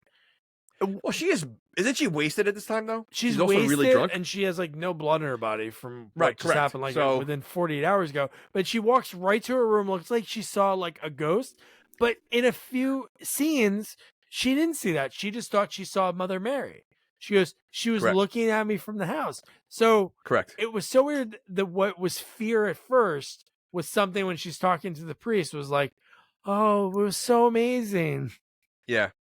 And then her complete turnaround that's to me, when she's talking to the priest is when she starts going crazy a little bit. Yeah, because she starts acting weird. He let her leave. I mean, I know. It just, again, it's like this movie starts going in each character starts getting weirder and weirder. I know. Like it just, yeah. The only one that is staying the same is the reporter that, again, like you talked earlier, correct, is moving the story along. Like everyone else is getting, even the sheriff in the next scene. But let's finish this whole thing. Okay. Because Norman's cuddling. First they're like kissing terribly. And then they cuddle in the even weird. How can something be weirder than that gross kissing? There is. The cuddling is bizarre. They're fully clothed, and he's like laying on top of her, kind of. Yeah. Like, and it looked awkward. It looked like it was so awkward. Like her only point of reference of hooking up in her whole life is what happened with Jeff Fahey. And what did she do? The same thing to Norman. She was super aggressive, like the same thing, except she didn't say, instead of coming, you're going. She didn't say something like that. But it was just so bizarre. Like that's all she wanted. But just think about it this way, though. Like her, it can only get better. I mean, you have Duke and you have Norman Bates. Yeah. I mean, you can't get much lower than that. So anything else after that is gonna be like a home run. Or wouldn't it be? I'm gonna go back to the nunhood, the sisterhood. If this is what the men are out there, it's not worth it anymore. Let me forget it. That is true. That is funny. Oh my god, man! But so then we get Wet Look Woman, the most bizarre. She does two of the most if you deserve to die in a horror movie, she does two of the things. First of all, if I was at a hotel and somebody left their door open, I just close it. Yeah, that's all. Correct. I would close it, not slam, little hide close. So I don't have to tell anybody. Okay. If I saw him the next day, I wouldn't be like, "Hey, you left your door open." But so she tells her, I wouldn't leave it open. It could be dangerous. But she didn't lock the door. She just shut it. Yeah. So even if she just shut it, she's still not helping her. So yeah, it was just. I mean, listen. She's the one that went peeing, right? She had to go to the bathroom. Yes, but wait, no. Okay. But what did she say? She goes, "There's a lot of drunk guys around here." Who? There's one guy that was she was sort of talking to. There's like two or three. No, it's the fat football player, the other guy football player, and the other girl guy, and two girls.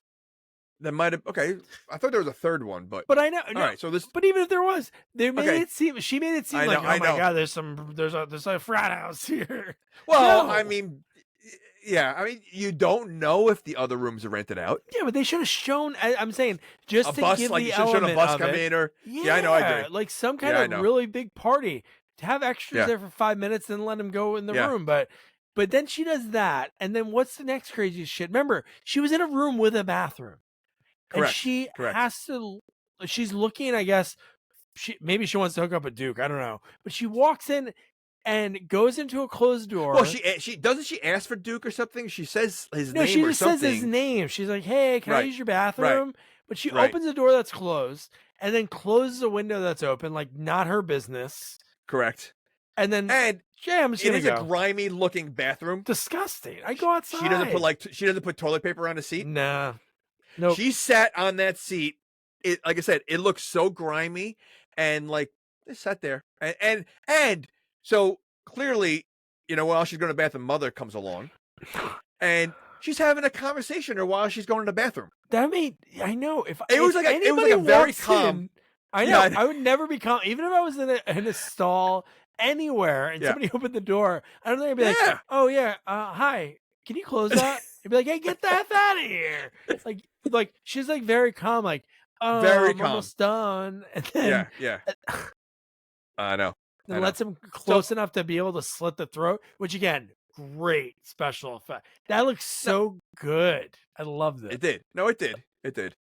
But yeah, that was again, that made no sense. And then again, so I want to know how many outfits does Norman have, because the fact do you think he leaves some outfits in all these rooms so he doesn't have to change as much? Or yeah, he's like Superman. They're everywhere. Because if they're not, wouldn't you think he'd be sweaty every single time too? He's like running around trying to get down there, and it'd be good to watch him do that. Like you said, it'd be great to see him move mother around, to see him do the outfit switch. Like Benny Hill music. We've seen him with the wig on and everything else, and he looks nothing like a woman. I mean, he clearly looks like a man. Oh. So the fact that this girl is having a conversation with him and acting like it's normal to see this man in a wig, and a dress. Like, she doesn't seem concerned or disturbed at all by what she's looking at. No, she's like, "Oh yeah, and you're getting closer and closer and closer while talking, and then boom, throat slash." So he's standing in the hall, like in the doorway at first. I mean, and there seems to be a decent amount of distance from the toilet to the door. It was a weird bathroom. It is a weird bathroom because it was kind of deep. Yeah. So the second, you already try to shoo him away and they're not moving. They're not leaving. The second he takes a step forward, why is she still sitting there? I know. Like it's like she waited for him to get as close as possible before he slit her throat. Like she had plenty of time to defend herself or try to get out of there or push him down. No, she literally watched him walk closer to her. Yeah, it made zero sense. And then the fact that this is the part, again, it would have made no sense if he wasn't the killer at the end of the movie.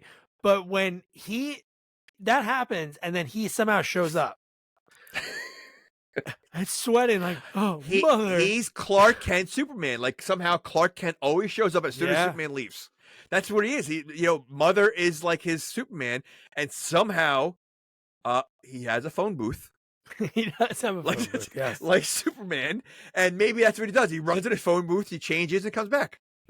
God. And then the fact that he grabs the body, it was just so bizarre the way he was acting. Again, it's a split personality that seems like he's like helping out a friend, like moving the body. But when they're like walking around, the football player and the blonde, like kind of like playing grab ass behind the building. Again, I don't know why they're back there now, but then he's like making out with a dead body. And okay, it's a dead body. Yeah. How heavy does a dead body going to be with like being completely like they're going to be? I'm assuming 150 pounds or whatever it is of like that. There's no way he's lifting the dead body up and propping it so it looks like he's kissing her. Yeah, he's not doing that. Yeah. Okay. But you know what? It was great that he got that new ice machine. Oh my gosh! Because he used it. You know what? The scene with the sheriff is so gross. Oh, dude! You're on it's the next scene right now. Is that when he's eating ice? It's the next scene, right? Yeah. Okay. Oh, so gross. But here's what you're talking about. Like, how'd nobody notice? Like the way Norman's acting.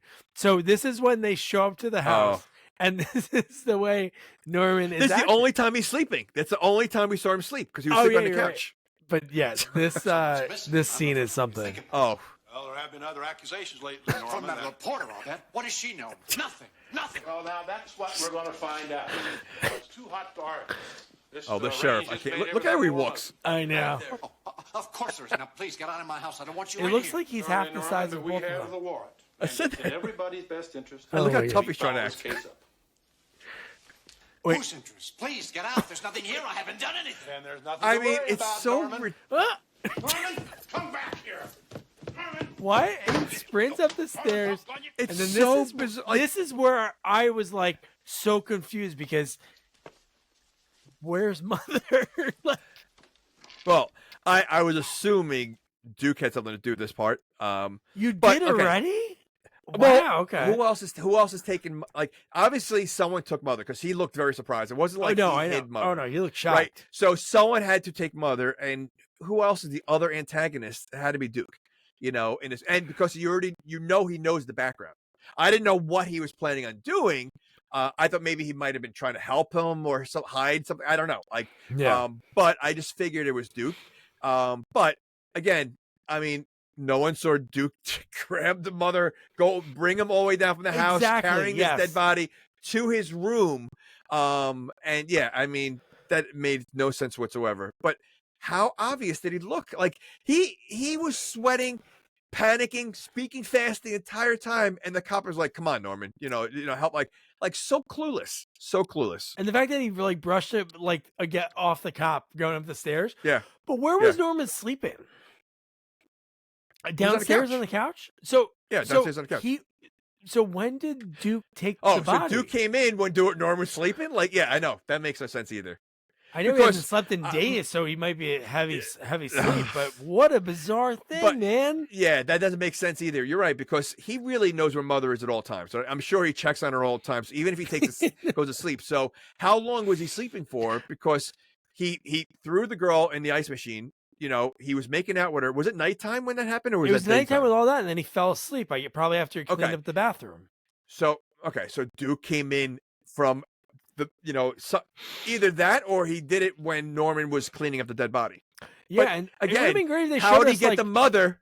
Yeah, go. No, go I know ahead. what you're saying. No. Yeah. How would he get the Mother? But also, it would have been great if they would have shown us like that Duke knew that he was doing the kill. Right? He doesn't mention that he knew he was killing or saw him kill the woman or anything. It was just like, I know that Mother's important to you, so that's why. Right. That was his whole motive, is to do that to further his record career, to be able to be a singer, to get I know. money to sell acres of land in the middle of nowhere.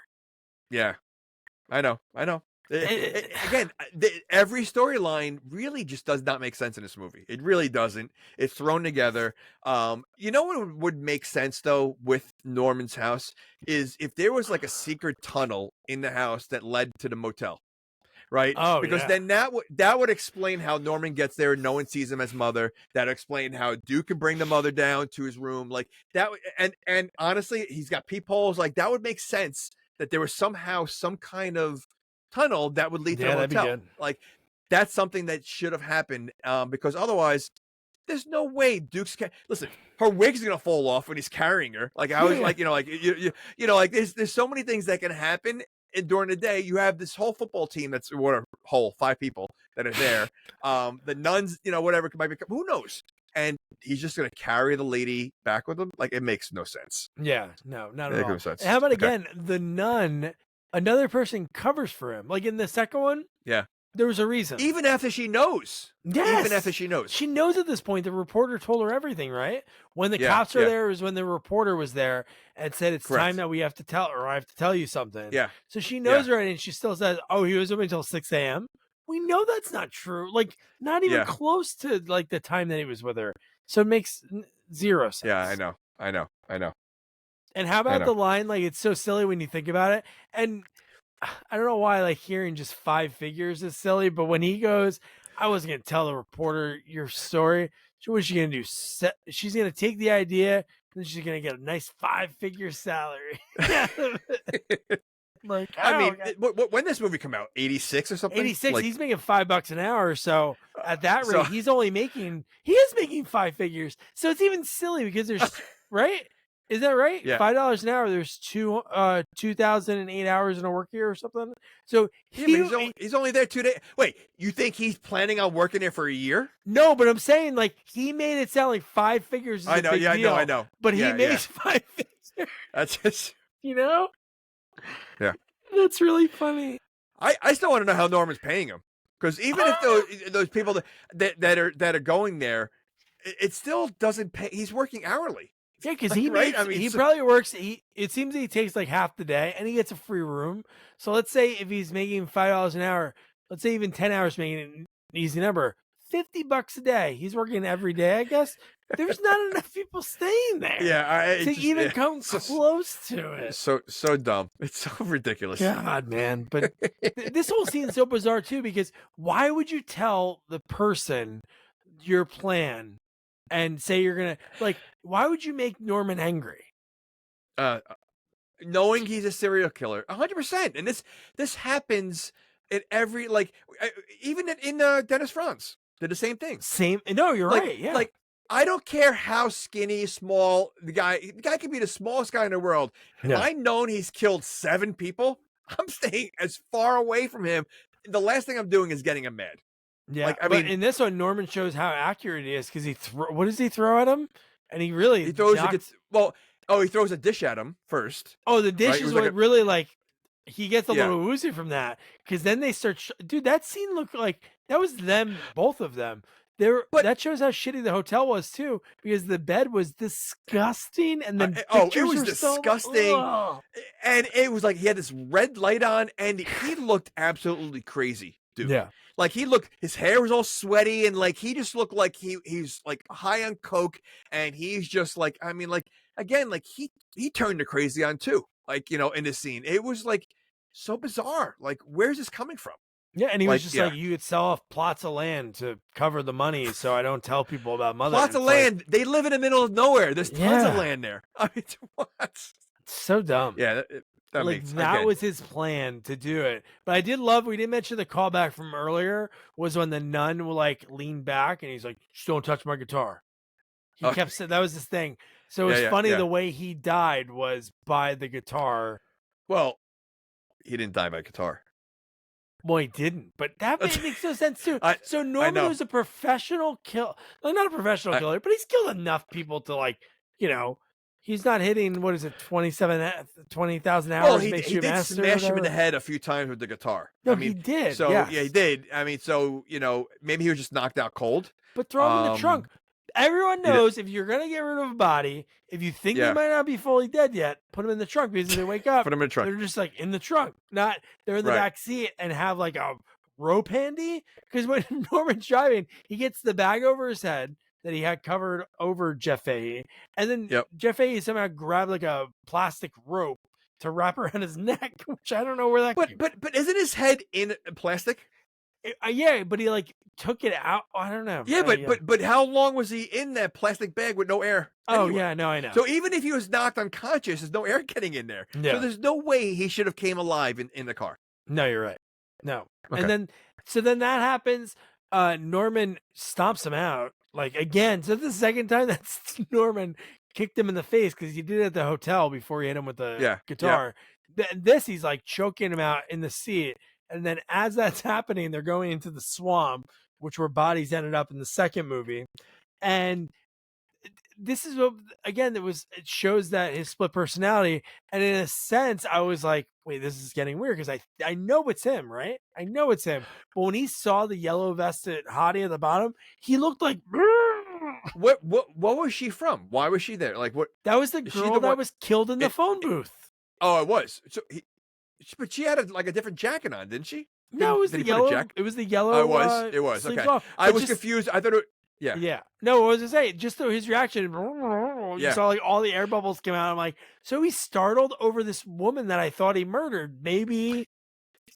Yeah, but you always know, in split personalities, usually in movies, they don't remember or they don't know what, So again, that just shows you. Again, they wouldn't. I don't know who else outside of maybe the nun could have been the killer. No, because she's kind of crazy. So it was. Yeah, it was. I think you would I don't know. It's hard to. I was confused in that part, and that's why I just thought maybe it was from like the summer before or something. That was from last month. That was one of Emma's. Oh, last Emma's, month I forgot. Jeez, it was only a month. Yeah. Yeah. So at this point, while he's like drying out, the reporter is talking at the mental hospital.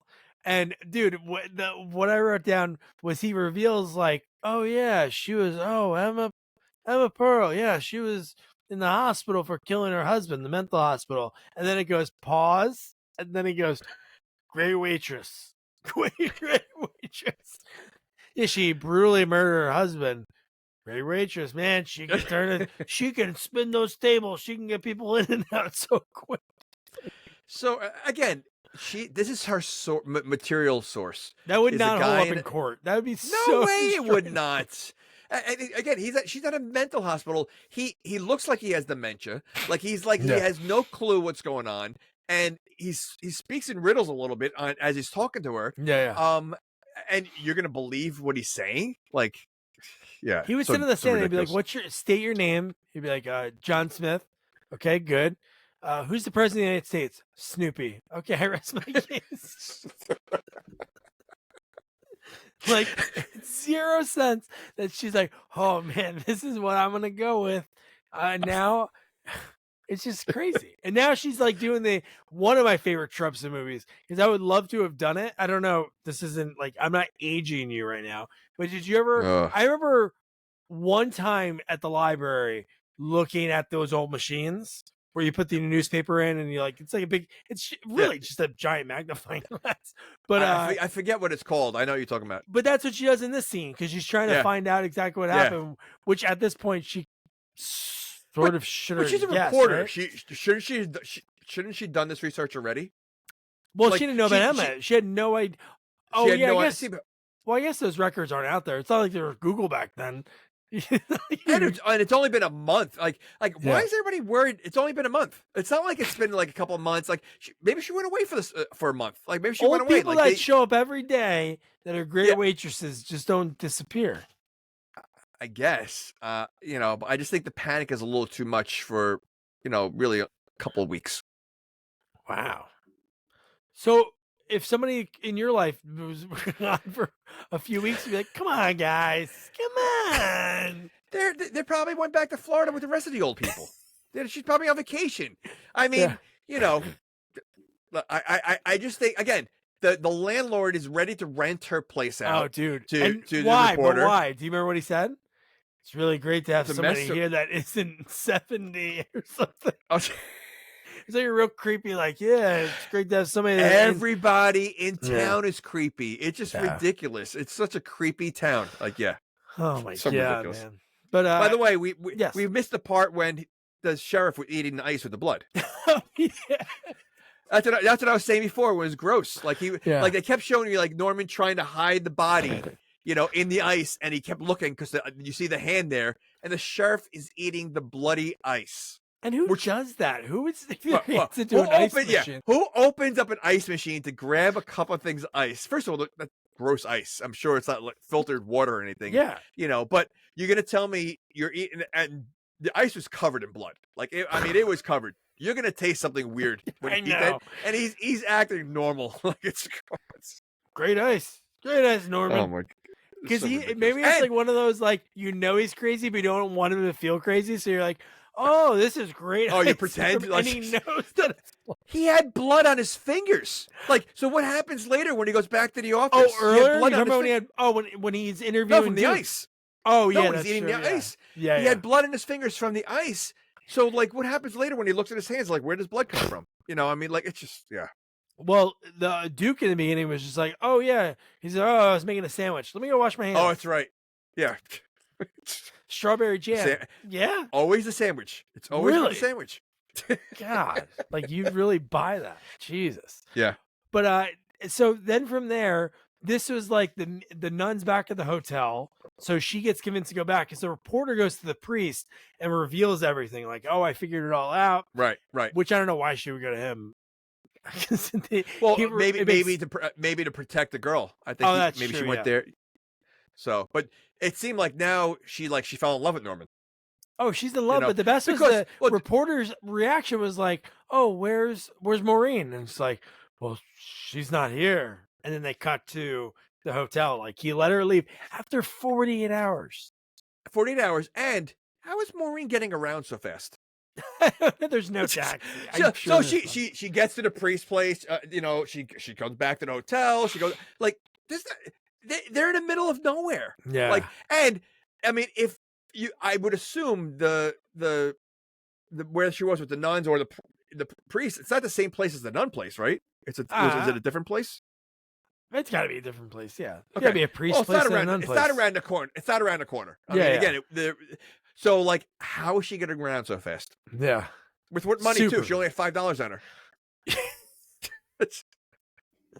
Yeah, how there again? That would have been another person I have to pay to be in the movie. Then that would be another person that made us think. And there was a taxi is true. driver we saw throughout the movie. Then that'd be somebody that hey, maybe it's this guy, maybe it's Norma's brother. Well, there was a part when they went to the dinner, and there was a piano player that was creeping, watching them the whole Yes. time. I don't know if you noticed that. Like he was Yes. like very creepy, you know. So yeah. Did you notice everyone else there was 80? They look like mother. Everyone else there was old. It was so weird. That's why he feels at home. He's all these like old mothers there. That's all. So, He but likes see old now, okay, mothers. so she comes back to the house, and I hate this part because it's such a ripoff of the first movie. Mhm. It really is. Like, I mean, to a T. Because I think that I think it was it the cop in the first movie? Yeah. Okay. Yeah. So like, again, like I said before, between having some of the lines from the movie, and then this scene, and just the way it was filmed, it just didn't look. It just looked cheesy. Just the fact that mother startled him. Because that's made no sense, but it was the cool symbolism was because she was kind of in love with him, and he was kind of like smitten for her. But when she falls back, she goes into Cupid's arrow.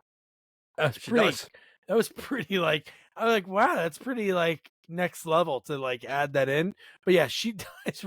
Like when he runs down the stair, Maureen, oh no, mother, Maureen.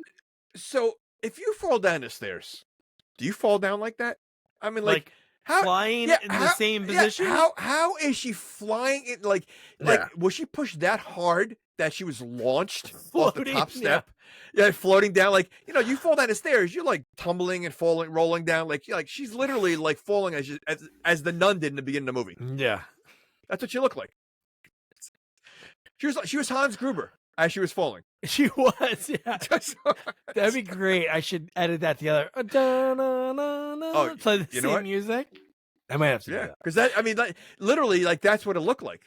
No, it was like the same exact thing. So then from there, cut to the reporter shows up, and she has a tire iron, and she's ready to throw down. So obviously, like she wants to get a story, but she's like, I don't know how old she's supposed to be in this movie. She's kind of like obviously like motherly in a way to Maureen. She's trying to look out for her because she's trying to like let him know. Because even what she says to her dead body's kind of fucked up when she's like, "Oh, I warned you you about him." It's like, okay, lady, it didn't work. Why are you going to say this right now? Have a little remorse, maybe, maybe. But okay, so this is a woman who's writing a story with serial killers, meeting with serial killers, and you're going to tell me your weapon of choice is a tire iron? Like you're not going to carry a gun? Like, like call you the wouldn't get a sheriff gun at this point. Call the of sheriff. Course, Why go would with you. But yeah, you're going to take your chances with a guy with a butcher's knife. I mean, really? Like that's your, that makes no sense too. Unless she gets there, do the old, she picks up the phone, deadline, something. Then it's like, okay, then she really has to go in. Or maybe she would have got there at the same time that she fell. Then you hear a scream. Even so, you would think she would have a gun with her. Yeah, no. She's going to dangerous territories for her career. I mean, she's interviewing serial killers. So you would think that she would have tire iron. Yeah. Maybe the gun store guy was sick, and there's only like one store for each thing. So there was a tire iron store? There was a tire. The gun store's closed. So the next door is the tire iron store. There's directions on the thing. Sorry, we're closed. Go next door. Tire irons only. Like Spatula City in UHF.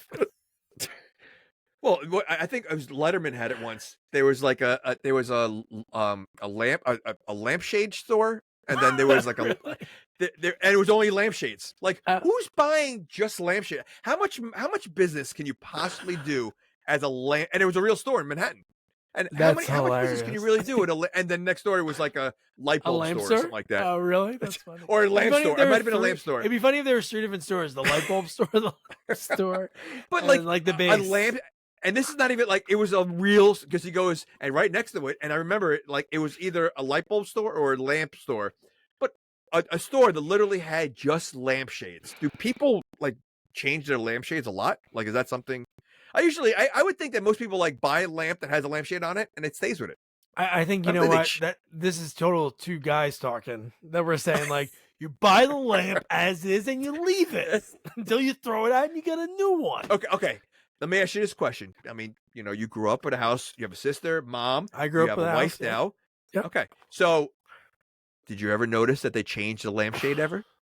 I do notice those things. No, my wife buys different lampshades. We buy a lot of lamps. Wait, it's hard to wait find a the second. perfect. You really buy different lampshades? So you have one lamp, and you've And it's have changed, multiple yeah. lampshades. It's changed. Yeah. You sure it's not the whole lamp that changed? No. We keep the lamp. It's just that sometimes it's like, oh, the shade doesn't look want, good. I want proof. I want Jamie to respond to this because this is 100%. We've bought just lampshades. Yeah. I've never. Okay. All right. 100%, man. But All right, there you go. so at this point, after she gets her tire iron for the tire iron store, she shows up and she goes in the house. This is the person that hears Norman. And Norman's mom, because Norman's mom says something and she does like her ears perk up. Like Norman's not talking, which is obviously like what we're gonna see in a few minutes. But you're right, no remorse. When she walks in, she sees the nun laying on the couch. There's candles everywhere. It's like very like it's like a ritual's happening. It is like a ritual, but and a question I had also is: does Norman ever lock his front door? Because everybody in both movies, but in both movies, everybody just walks in. Everybody from the second movie to this movie, he never locks the door. Like, this guy is a paranoid guy to begin with. So you would think that, okay, there's a dead body in my den. Maybe I should lock the door in case the cop comes back because he was just there a couple hours ago. Nothing. No care at all to lock the door. Maybe he thinks he's in the clear now. Somehow I tricked them with the blood ice that he ate and the fact that I was running away when he was going to check in my house.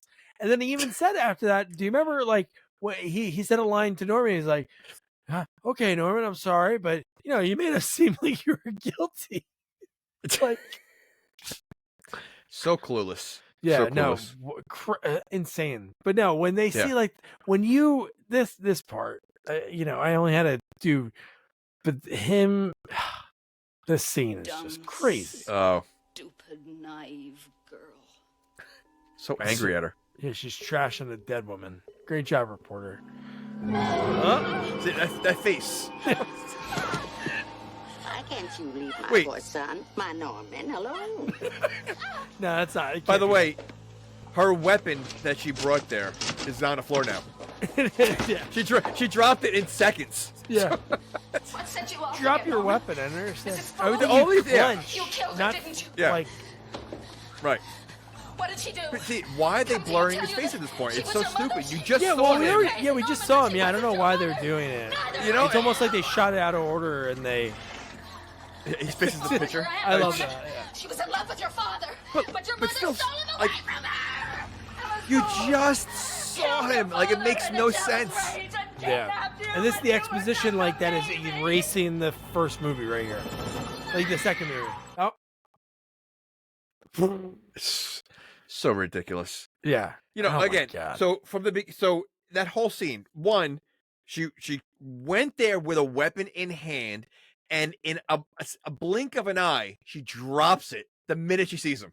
Yeah. Like, she brought it there to protect herself from him, and then she dropped it right away. So what a useless, like waste of time that she went to the tire iron store and threw that money away because she didn't even use it, But again, like, okay, so you see Norman literally in the wig and dress, and then the rest of the whole scene, his face is covered. Like, what's the point of that? Yeah, it's almost like You know, they like- edited it out of order. Like they shot it Yeah. in the other order and then they changed it.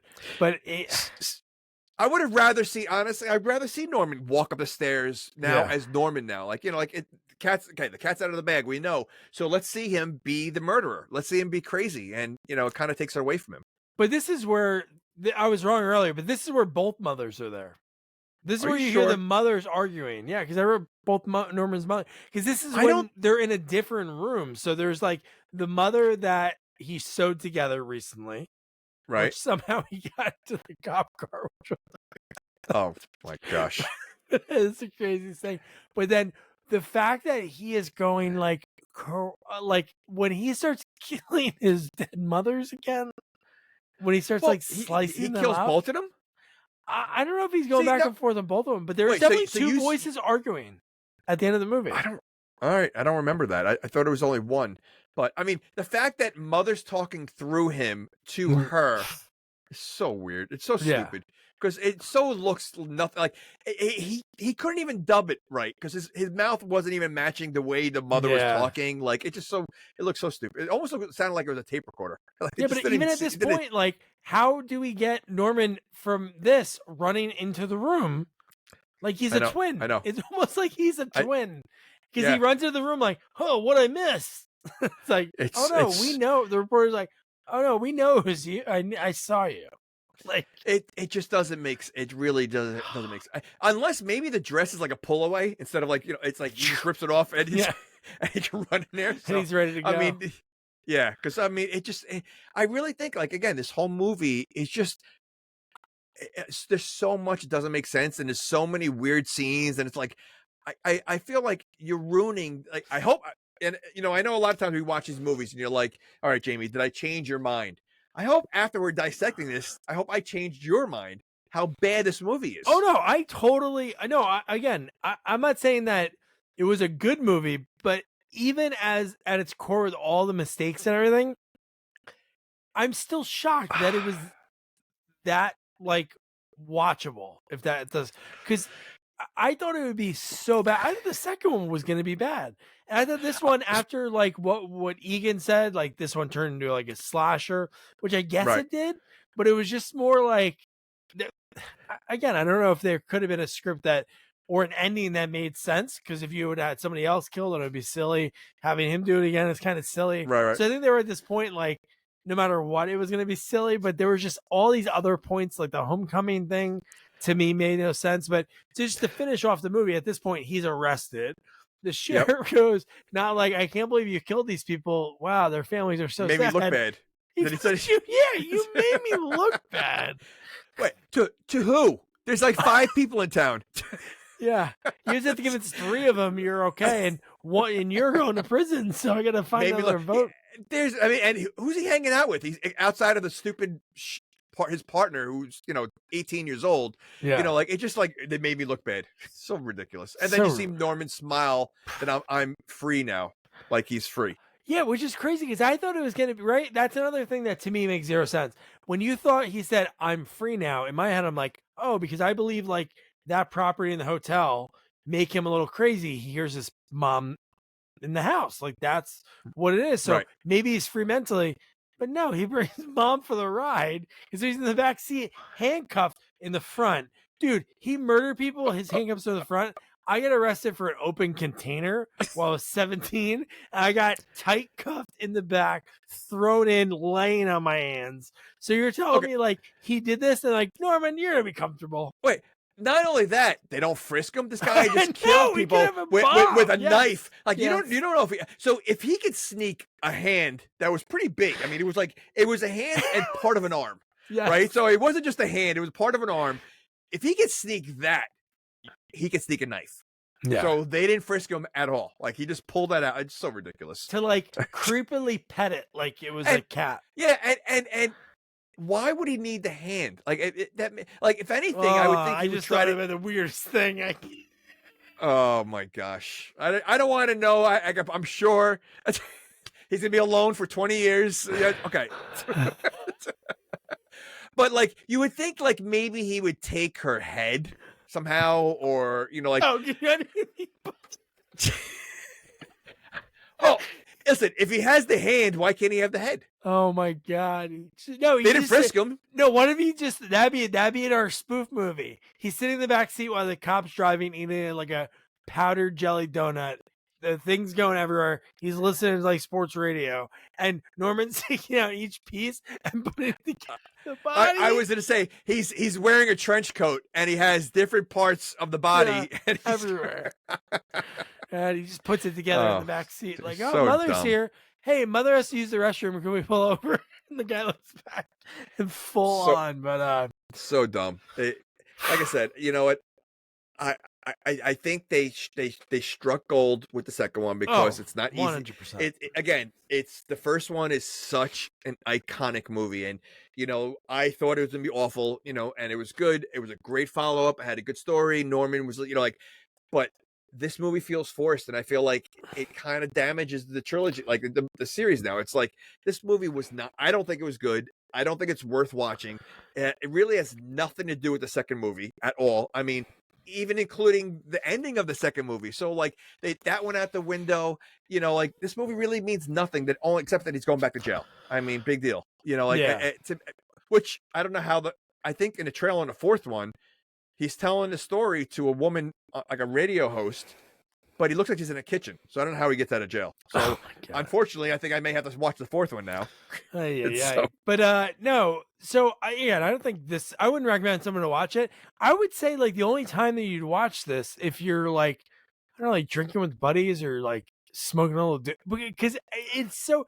I wish there was a best of the silliest scenes. Like that girl, to me, her lines were so bad when she was like, the wet look's in, and I was like, But just everything. I mean, like the scene with Duke in the bedroom with that girl. Oh my God, bizarre. But I would love people to watch that to hear their take on it. Yeah, because I don't know what happened. Was the room like that already? And Norman didn't like get to that one. And Duke was like, "Oh, I'll take this one." It has nude ladies all over the. I love cutting out nude women and putting them on the wall. So weird. It just everything is bizarre. Nothing makes sense. The fact that the main evidence is from a guy in a mental, you know, institute. Like it just the movie is not good. And I would never. Second one, I would watch again with my family. You know, like it was that good. And again, the fact that Norman is more crazy in this one than in both the first and second one, and it's only a month difference. I know. Like that makes no difference. Same, because he was pretty sane in the second movie. Oh yeah. You know, so it just doesn't it feels extremely forced. It's trying to bring some magic of the first one with all these shots and lines, and I just think they should have left it alone. I think they did go with 2 and just end it. So if this is this bad, I can only imagine 4.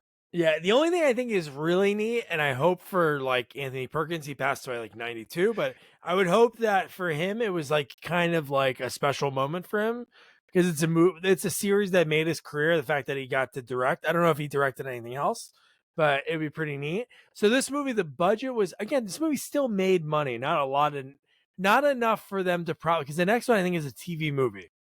That the way it came out. Was it really? Yeah, Okay. I don't know. They use TV movie. It could be like a cable, but it wasn't in theaters.